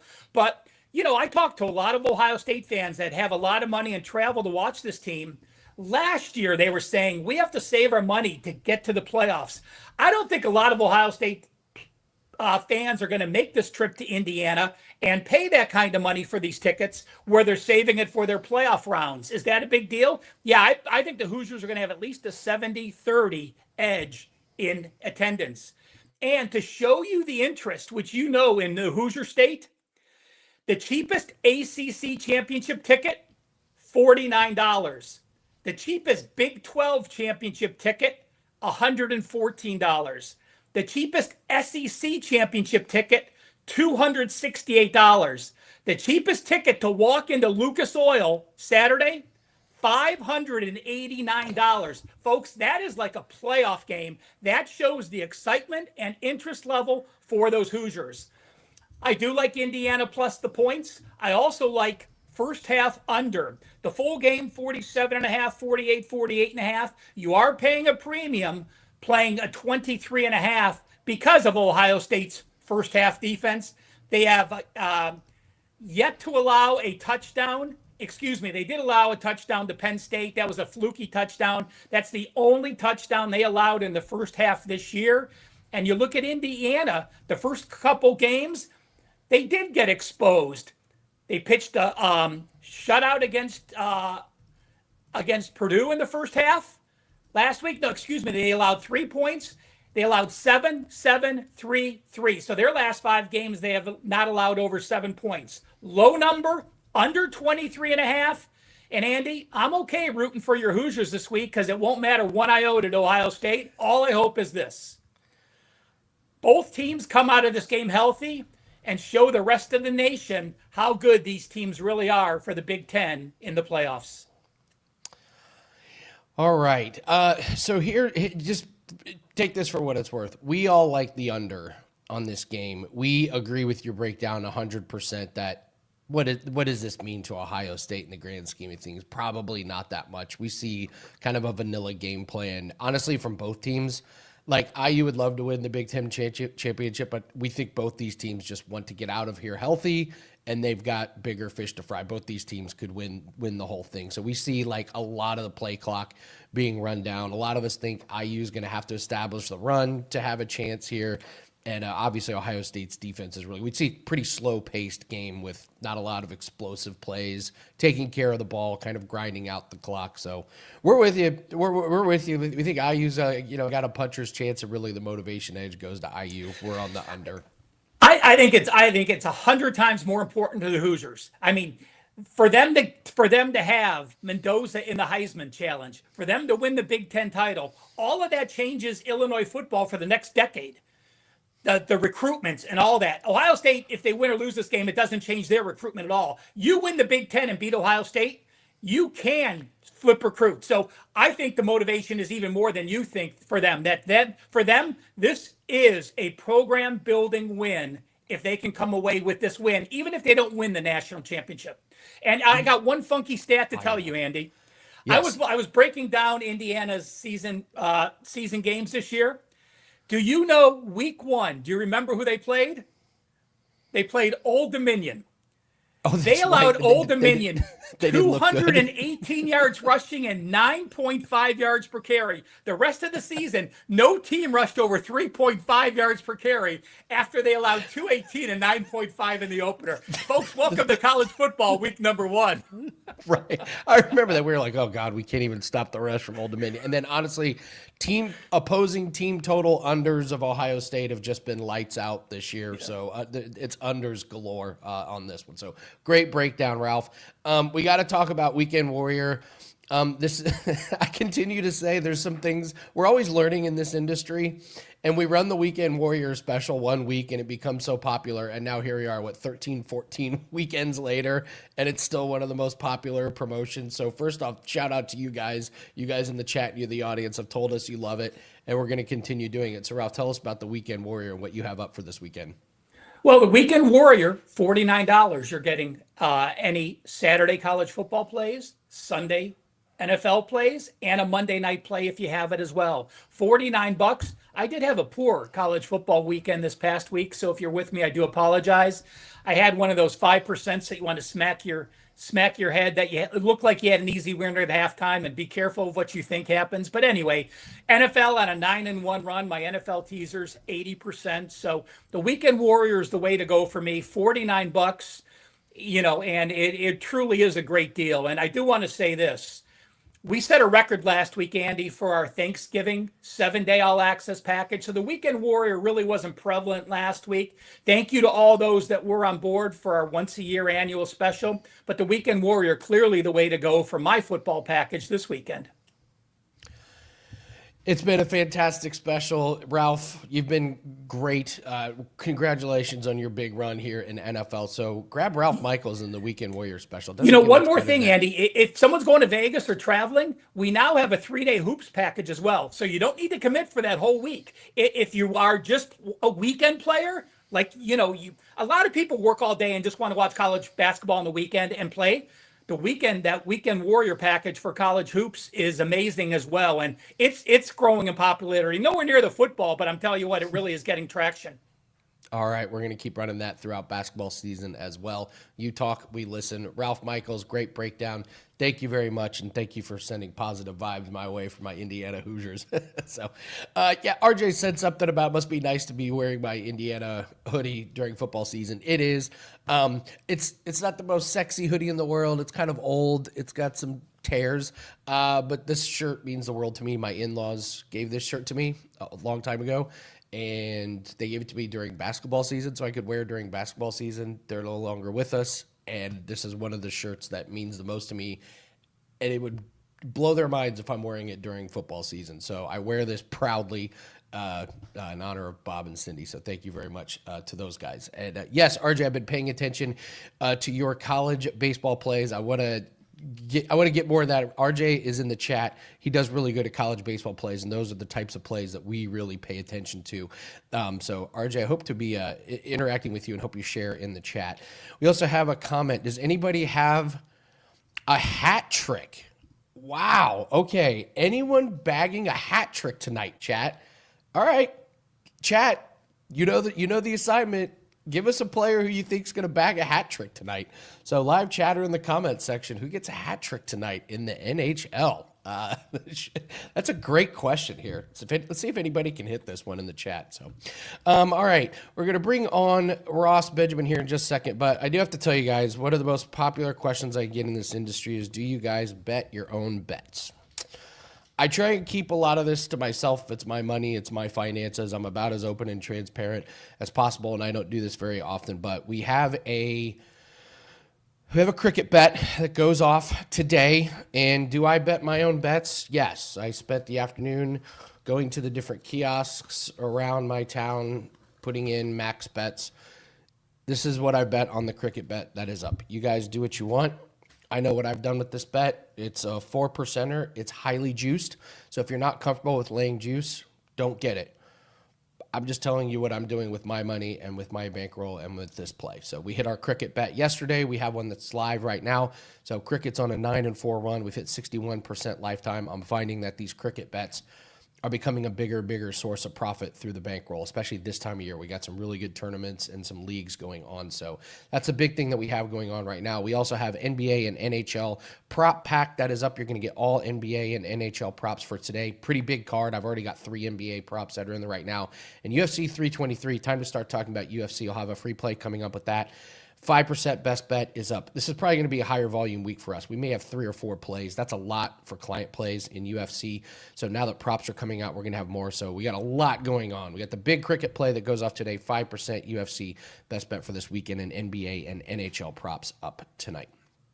All right, let's bring on Ross, the boss, Benjamin.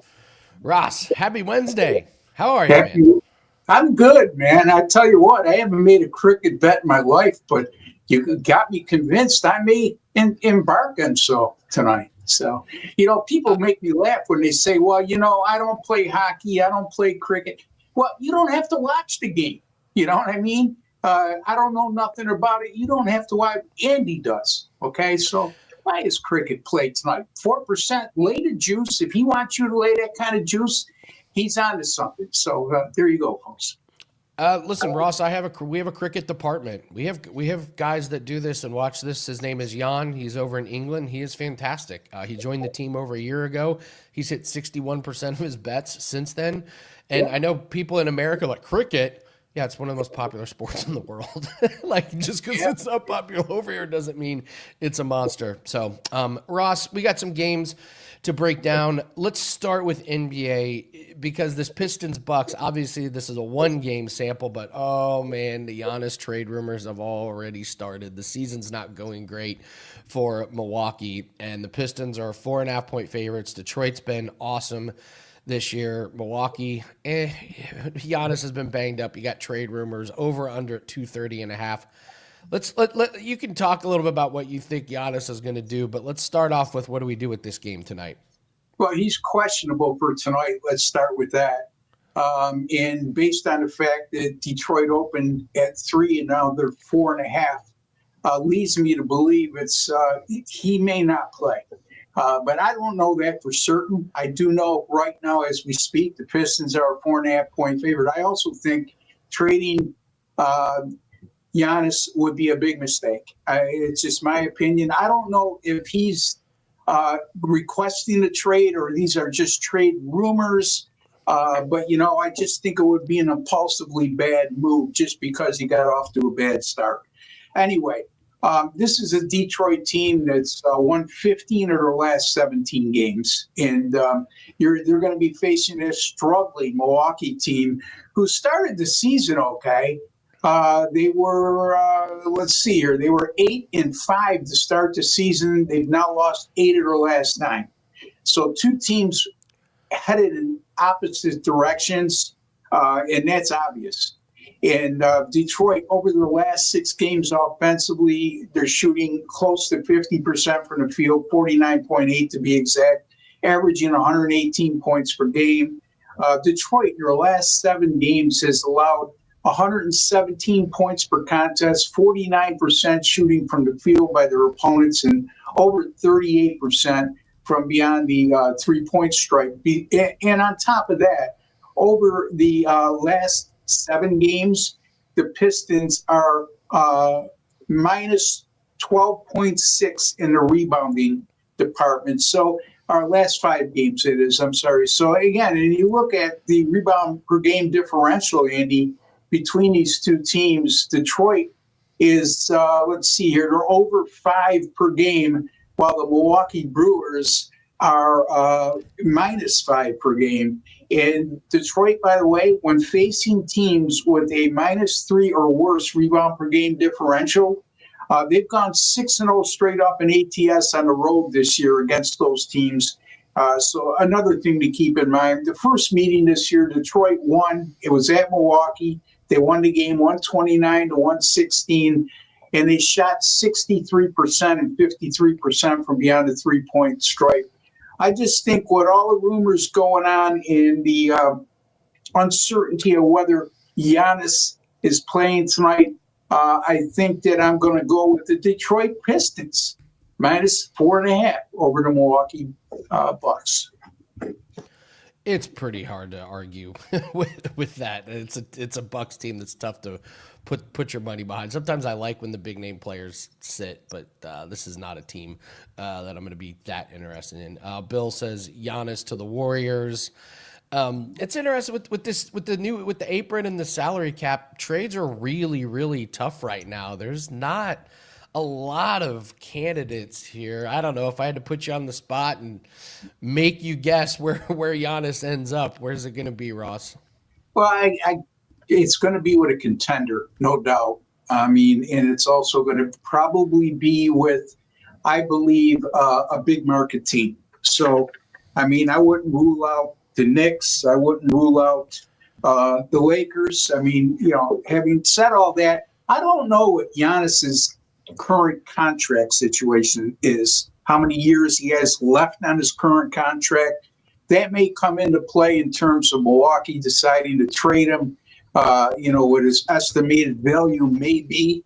right now that they're maybe not willing to pay because they think even with Giannis, they're not going to be able to make a strong run this year, even in terms of an NBA playoff team. So a lot to consider there. Yeah, I think he's got 2 more years left. I think he signed through 2028. So, yeah, that's a league changing situation if Giannis moves to another And team the here. return has got to be extremely high for him. You know what I mean? Whatever they whatever they get back from a trade partner has got to be extremely high. So you're gonna have a team. I mean, if it's going to be an extremely high return, it's got to be to a team that's a contender right now. Like I said, and it's, bottom feeders right now don't have enough to offer. I mean, how many first round draft choices do you want to give up? And again, I don't know if Milwaukee's looking for it. I'm sure they'll get at least 1 first round pick, but they're going to be looking for guys that step in that could be an impact player for this team right now. I've seen Atlanta has the salary cap and the picks to possibly do it. San Antonio would have to come off a big piece, but you're right. Milwaukee's not just going to trade him for I just don't nothing. see it with Atlanta. It is a big market team, Andy, but are they going to win an NBA championship with Giannis this year? I just don't see that. But again, stranger things have happened in the NBA.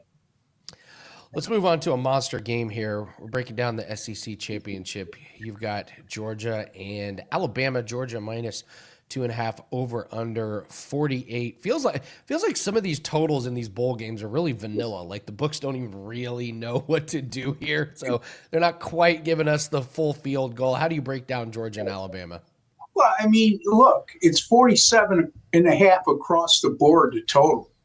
And you stop and think about this. The first time these teams played at Georgia, in which Georgia suffered their first loss in about 400 years at home, Alabama won that game 24-21. The total was 54 in that game. So it's now 47.5. And it's not like it was a 10-7 game. It was 24-21. So to me, the adjustment made in the total from that contest to what we're seeing in the SEC championship should speak volumes to all of us. Alabama, by the way, you might be surprised to know they played 6-1-2 to the under in SEC play this year. And in those 9 SEC contests, allowing just 19 points per game and 328 yards per contest, which may not seem dominating, but against the level of competition which they had to face, those are pretty good numbers. And also, they got better, meaning the Alabama defense, as the season wore on. As a matter of fact, over the last 4 games, they went under the total on each occasion, and they only allowed 13 points and 222 yards per game. And an even better, even more noteworthy, I should say, statistic over those 4 games, only 4 yards per play allowed, which is extremely low. Now, Georgia, on the other hand, Andy, 3-0 to the under their last 3 overall, just 36 points scored per game in those contests combined. And their defense had a lot to do with that, allowing just 7.3 points per contest, 231 yards per game, and just 4.3 yards per play. So these are 2 teams that come into this SEC championship game playing extremely good defense. And by the way, the Bulldogs allowed less than 300 yards in 8 of 12 games this year. So I'm going to go under the total here, Andy. I think we're going to see possibly like a 23-17, 23-20 type of game. And I just think the adjustment from the regular season matchup, which was 54, to the current number, which is 47.5, speaks heavily to why I was influenced in that direction. All right, liking the under. I'm with you in some of these. I'm with you. That 48 just seems like the books don't know what to do. So it seems like a pretty good spot to try and take advantage if the books aren't real certain. So guys in the chat. So after Ross, I'm going to explain how to change your YouTube handle back. So just wait, and it's 3 steps. It's really easy to change your YouTube handle back to your original name. Eric's already figured it out, but we'll go with that. So Ross, I want to do this line makes no sense, and I got to get your thoughts on your Buffalo Bills, because this is a fascinating game this weekend against the Bengals. But You're crushing it with this segment. I came to you with this segment before the season, and every week you just drop gems on us. So it's time for This Line Makes No Sense. Ross takes a look at a line and says, this doesn't make any sense. He explains why and what we can do with it. So we're going to North Texas and Tulane. You got North Texas at -2.5. Why does this line make no sense? Well, last week I warned you about the Texas and Texas A&M with Texas A&M only a 2.5-point favorite against a 3-loss team, and they were undefeated. Look what happened there. This is North Texas Tulane, the American championship game, and look, this is a Tulane team that's 6-0 at home this year. They're the higher rated team. As a matter of fact, they're the top rated group of 5 team out there right now. And they beat North Texas the last 2 meetings. Yet they're a 2.5-point home underdog in this matchup. Why? It doesn't make sense. No disregard for North Texas, but Tulane also home wins this year against Duke and Northwestern. Duke is in the ACC title game. Northwestern was a middle of the road type of team in the Big Ten this year. So they beat some quality opposition, and they're undefeated at home, and yet they're a home underdog in the conference championship game. And every college football projection bracket we see out there, it seems, has Tulane included as the number 12 seed. So not so fast, my friends. Be real careful with this one. There's a reason why North Texas is favored in this game on the road. All right. Yeah, I was thinking of you watching that Texas. That was an amazing call. That was so well done.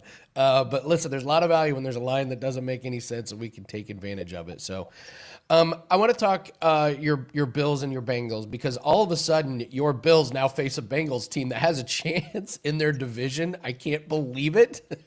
So, I mean, a few weeks ago, it looked like this was going to be a walkthrough. You got to be a little bit worried now about this game, right? I'm worried every week when the Bills play, so this week, no different. And I say that worry is at a higher level this year in the current state they're in as compared to the last 3 or 4 years. And but I do think this is a good matchup for Buffalo. I think if you look at the fact how bad Cincinnati's defense is, and Buffalo can run the ball, and if they could run the ball, they control the clock, and they keep that Cincinnati offense that could be very dangerous off the field. I mean, we saw with Joe Burrow makes a huge difference with that Cincinnati offense, and especially with the skilled position players they have offensively.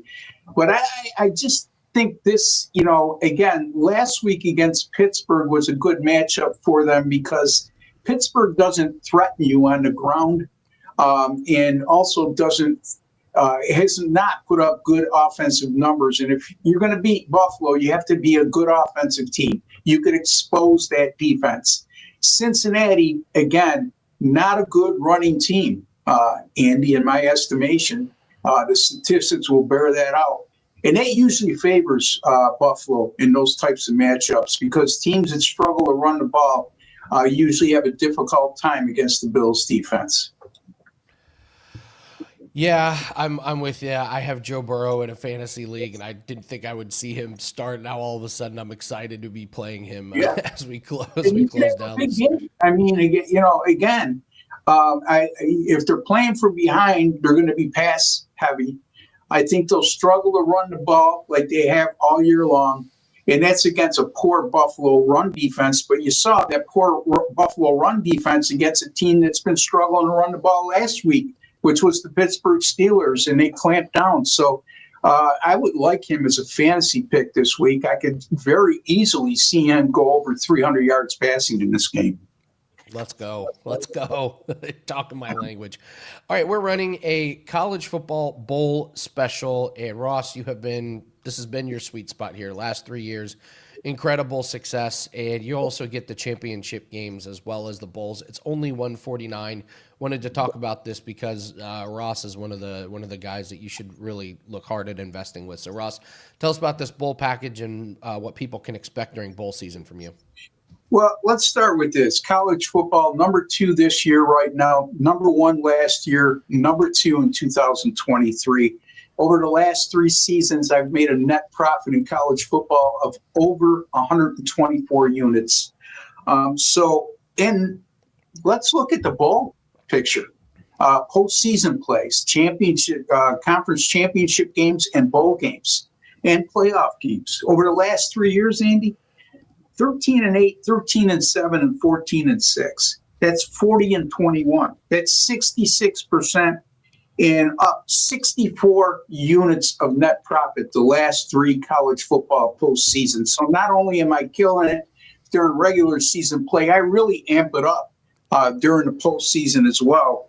And so well worth the $149. And folks, that $149, not only will you get all the conference championship games, bowl games, college football playoffs, you also get the Navy-Army game as well, which is a standalone game a week from Saturday. So all that for just $149. I gave you the reasons why you should be looking to invest in that package. And don't forget, Ralph touched upon the Weekend Warrior package. Over the last 3 weekends with that package, and which includes the Monday Night NFL as well, I've gone 16-6-1. And since we started this special, I've had only 2 losing weekends or Weekend Warrior packages. So this has been outstanding. It's been very popular, and rightfully so. My NFL now catching fire at 13-4 over my last 17. College football and NFL combined, really killing it. I think I have 95-62 run college football, NFL combined. 61% over 90 units in net profit. So that Weekend Warrior special is awfully nice. In NBA, by the way, Andy, 22-11 to start the year, 67%. And dating back to last year, a 36-16 run with my last 52 NBA premium picks. That's 69%. So again, we have that Weekend Warrior. Is it a Weekend Warrior, or is it just for the college basketball? Or I know we have a 3-day basketball package, so take advantage of that as well. Yes, absolutely. Yeah, we'll start banging the drum a lot more about basketball as we move forward. But let's go get Ross's bowl package. It starts this weekend with all these championship games. So Ross, the Boss Benjamin, thank you so much. Great segment as always, and do not sleep on that. This line makes no sense. We'll look at that North Texas Tulane game. Good luck, Ross. Continued success. Thank you very much, and good luck to your Bills this weekend. All right, we're going to bring on Drew Martin here in just a bit. I'm going to close out the show with, we'll do a little Steam report. I know you guys like the Steam report. Shout out to all you guys that stuck with us. I'll do Steam report at the end along with some free plays. You guys have asked about how to change your handles in the chat. It's really simple. If you're in YouTube, just click on your avatar at the top right. Click on that, and you'll see a button that says View Your Channel. You click on View Your Channel, and then you click on Customize Channel, and then you'll see a line where it says Handle, and that's where you can change your name. That's it. That's how you change your name in the chat. So click on the avatar, click on the 2 buttons, and then that's how you change your name. Eric only figured it out in the chat. So that's how you do it. You can do it manually on your own. So, all right, let's bring on Drew. Let's talk some college football. And, of course, it's, we could bring on Drew to talk Indiana, Ohio State, Georgia, Alabama. No. We're talking Troy, James Madison, Jacksonville State, Kennesaw State, because that's the world that Drew lives in. Drew, happy Monday. How are you? Andy, I'm doing well, man. It's the Wednesday here before championship week. A great time to be a sports bettor. I actually love this weekend. College basketball ramping up. We got the NFL and a lot of teams playing a lot of important games in college football. And I'll tell you, we're teed up here. Chris helped us out in the back end in terms of we got 9 championship games. We're not going to have to wait around long. We're talking the first 2 right off the top, 7 o'clock on Friday night. So getting after it here, Andy. Always good to be on with you, man. Yeah. Obviously, the question that we're all wondering Does it itch? You shave off your Oh, mustache. no, Does it no, itch? it actually feels a lot cleaner. I'll tell you, I love the mustache look. Like whenever I see a guy with the mustache, like the American mustache look, I'm always like, oh, that's pretty awesome. I think it looks kind of cool. Like that guy parties, that guy's a fun guy to hang out with. But really, when you shave it off, when November's over, it just goes cleaner, man. I don't know I don't know how to explain it any other way, Andy. Well, let's start with the Sun Belt Championship on Friday. We got a pretty decent spread here, and it makes sense. This is a James Madison team that's really good. They're good at running the ball. Their defense is pretty good. This Troy team may be in for a little bit of a whooping here. Minus 23 is a monster spread, especially when the over-under is only at 47.5. Books are telling us a story. Do you agree with them?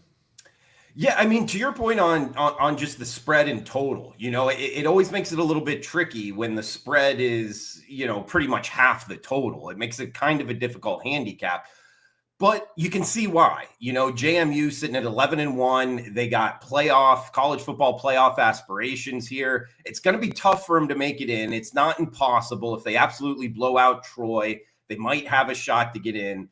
I think for the Dukes, it's going to be tough, though. Some of it being the Troy Trojans here. First off, we got to talk about the ultimate equalizer. Looking at the point spread here, it's minus 22.5 at Hard Rock. It's as high as minus 23.5 at DraftKings. So we can call it minus 23 as the consensus line, but you can shop around for the best number. And looking at the Duke side, JMU here, their only loss of the season at Louisville, what was that, week 2? The game was 28-14. I watched every play of that game. It was a lot closer than the 2-touchdown final. And this is a team, you got to love their profile. If you've watched football for years, like we both have, they got the number 5 total defense, the number 6 rushing offense. So a team that can really run the ball and play good defense, those teams tend to cash tickets. This team has averaged, 240 yards rushing a game.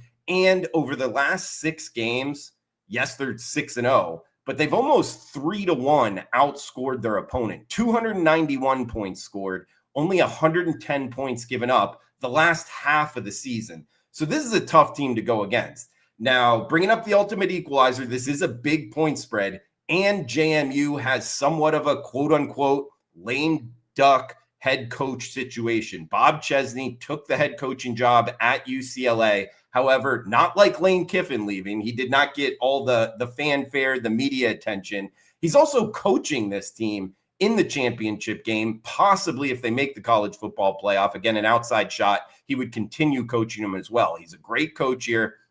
The problem with laying the big number, as high as 23.5, is Troy has very quietly cashed some tickets. You go over the last season and a half, they're 12-6 their last 18 games against the spread. This is a team that lost their starting quarterback, a pretty good hurler back there in Crowder for a couple months this season. The backup came in, did a pretty good job as well. I actually think this is a game with so much on the line. A lot of people are going to be looking to bet JMU. I just think running up the score is going to be tough to do against a Troy team that I think is going to be able to score some points. And not to mention last, it's 30 degrees projected in Harrisonburg, Virginia. It's not exactly, high scoring weather out there. I think it's more of a grind it out. I think it ends up maybe 35-14. JMU wins by margin. However, I don't think they win by enough. I'm going to take Troy plus the points. We'll put the 23.5 in our pocket on the Trojans here in the Sun Belt Championship game, Andy. All right, taking every single one of those 23 points. All right, I like it. Bold stance there. Let's move to Jacksonville State and Kennesaw State. I'll be honest, I don't know many things about these two teams. Pretty close spread here. Kennesaw State minus 2.5, over under 60. Tell us what you know about these teams and what could we expect from this game. Sure, Andy. I don't think a lot of people do. When you talk about college football here and Conference USA, it is just a conference that I don't think a lot of people follow. And to tell you the truth, the Sun Belt and Conference USA are the two conferences I probably follow the most. I just think it's one of those things in terms of market dynamics. There's not as many eyeballs on it, so it makes it a less efficient marketplace. and the sports books have to put out sides and totals on all of these games. So I've had a lot of success this year in terms of betting these two conferences, particularly in Conference USA. Now, this is Kennesaw State at Jacksonville State, Amherst Stadium, Jacksonville, Alabama. Always important to kind of where is the game? You know, some of these games are at neutral sites. Some of them, particularly the small conferences, are at the home of, you know, the higher ranked team. These two teams come in both 7-1 in the conference. And they played just a couple weeks ago on November 15th. And that game ended up 35-26 with Jacksonville State winning the game. That's why it's in Jacksonville, Alabama. However, Kennesaw, right outside of Atlanta, it's not a tough trip for Kennesaw State to make this.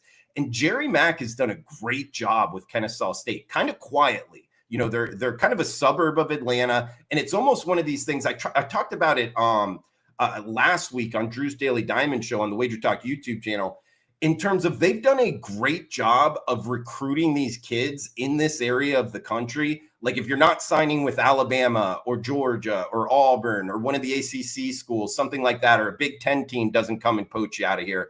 Kennesaw State's grabbed up a bunch of these guys, really good football players, very athletic team, good defensive nose team. This is a really good Kennesaw State if you watch them play.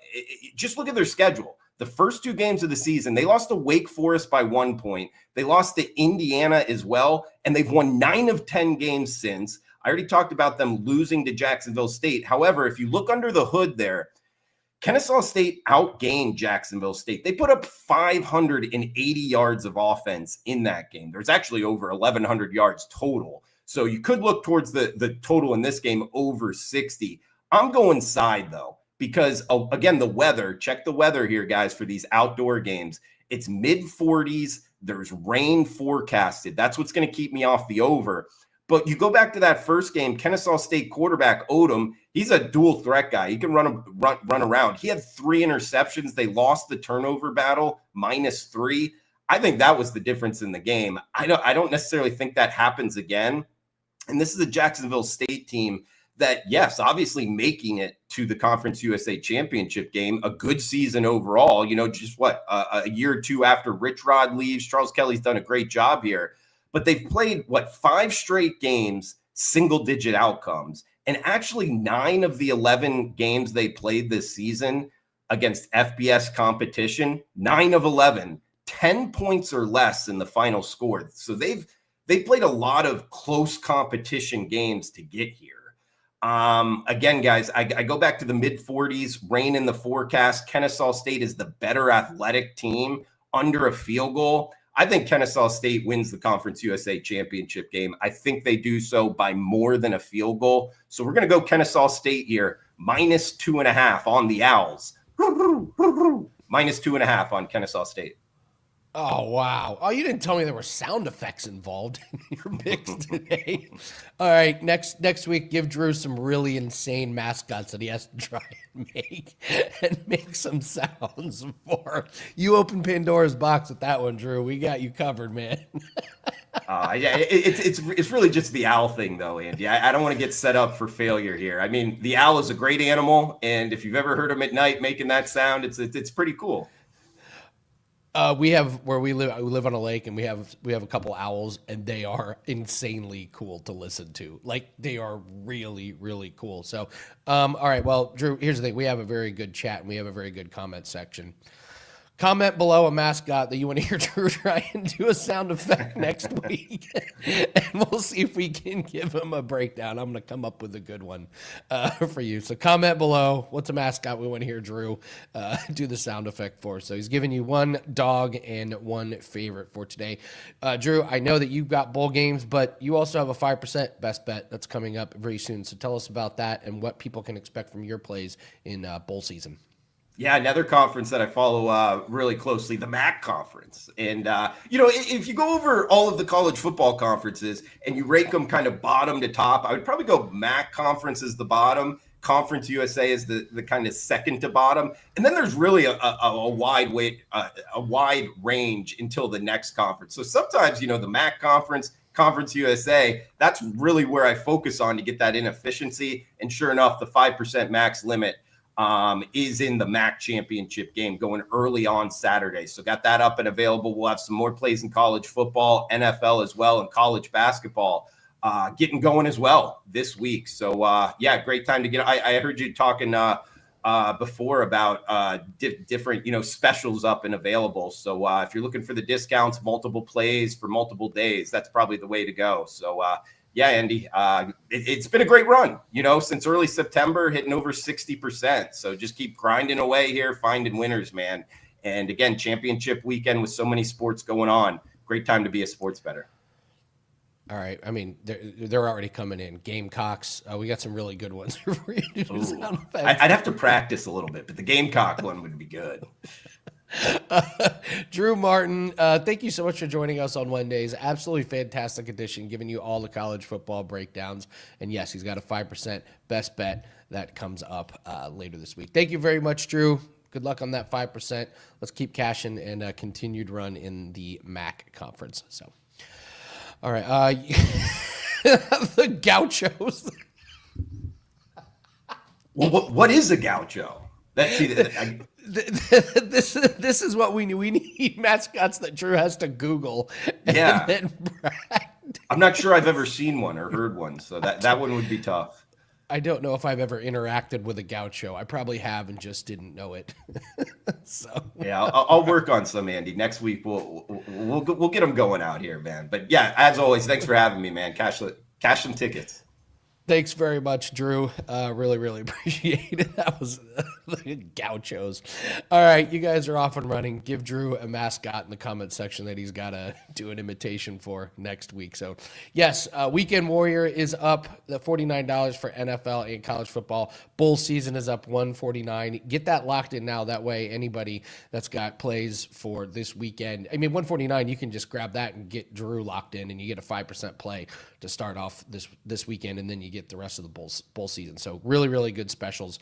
Make sure you take advantage of that over on the specials page or the individual capper page. Again, my best bet for today is definitely the cricket best bet. Got our tickets here. I don't show my tickets very often, but we're locked and loaded for that. That goes off later tonight. Again, it's juicy. If you're not comfortable laying big juice, stay away. Don't get involved. But I'm perfectly fine with laying it. It's a huge week. We got our 5% UFC best bet, and we've also got the NBA and NHL prop. 3-in-1 day for clients yesterday, so really happy about that. 1-in-1 on the $5 Tuesday, blah. So, but we talk about being all access clients. You would have gotten a nice cricket winner and NHL winner as well. All right, let's do free plays, and then we'll do Steam report, and then we'll get out of here. So, Chris, let's do all around the world here. Somebody in the chat is on Jalen Johnson as well. They talked about points, rebounds, and assists. I'm going to look at his over 1.5 made threes. I like the way he's shooting the ball recently. His volume is up. His percentage is up. The last 10 games, he's gone over this in 9 out of 10 games, averaging 5.4 attempts and shooting 50% from threes. If we can continue those numbers, we're going to cash a few tickets here. Clippers are bad defending threes. They give up the 29th most in the league, 27th to small forwards, 29th to shooting guards. He went under a month ago against the Clippers, but since then he's shooting more. His percentage is up, so I think we're getting a good number here. UFC 323. Ton of money has come in on Sadikov. He's still barely a favorite. If money keeps coming in, he's going to close as the favorite, and I agree. Ziam has been really, really, he's improved. He's cleaner striker. He's getting a pretty good ground game. He's definitely stronger. Sadikov is going to make this a war on the feet. He is a vicious striker. He's got high volume. He's got knockout power, and he can win this with one-shot KO. He can damage you. He can put cuts all over your face and win rounds just with the damage and how it looks to the judges.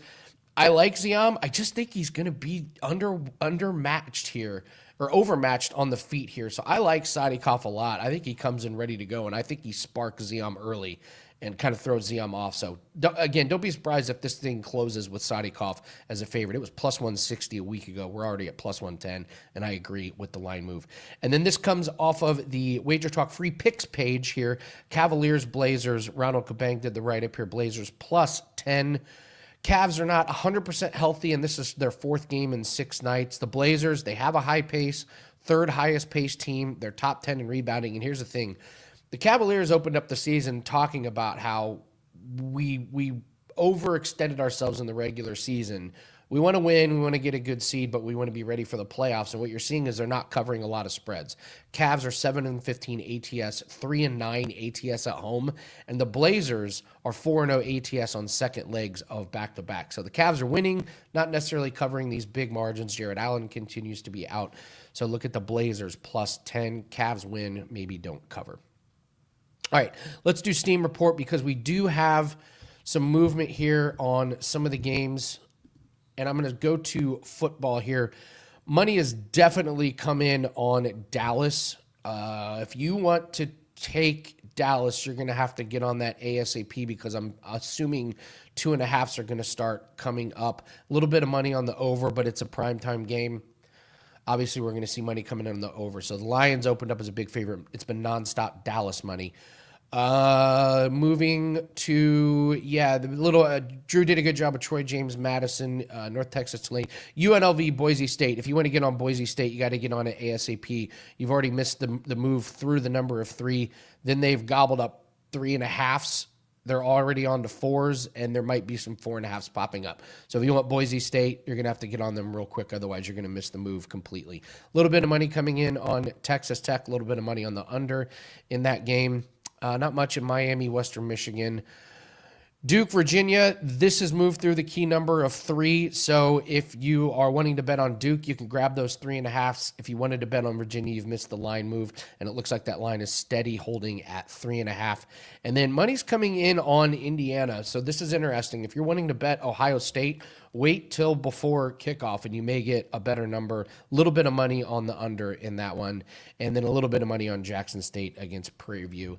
If we want to go to college basketball here real quick and see if I can see any big moves. Money coming in on Youngstown State. Do not have confirmation on that. Sacred Heart. Don't have confirmation on that one. And that is about it. As far as NBA, no real big line moves. A little bit of money on Charlotte at the Knicks. Big money has come in on Brooklyn. Chicago opened up at 11. That's down to minus 7.5. And money's coming in on Houston. They're already up to 15.5 against Sacramento. So that's your Steam report for today. All right. Thank you so much. It was a great show. That's probably one of our best Wednesday shows we've ever done. Shout out to you guys in the chat. Let's cash some tickets. Let's get ready for a big weekend. We're going to be back same time tomorrow. Again, Weekend Warrior, $49, gets college and NFL plays. You want to lock in that college bowl season, do it now. That way you're going to get plays for the championship game starting this week. It's only $149.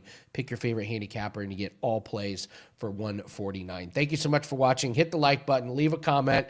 Give us a mascot that Drew's got to do a sound effect for his segment next week. Thanks very much. It was a great show. Can't wait to see you guys again tomorrow. Good luck on your bets. We'll see everyone tomorrow. Take care.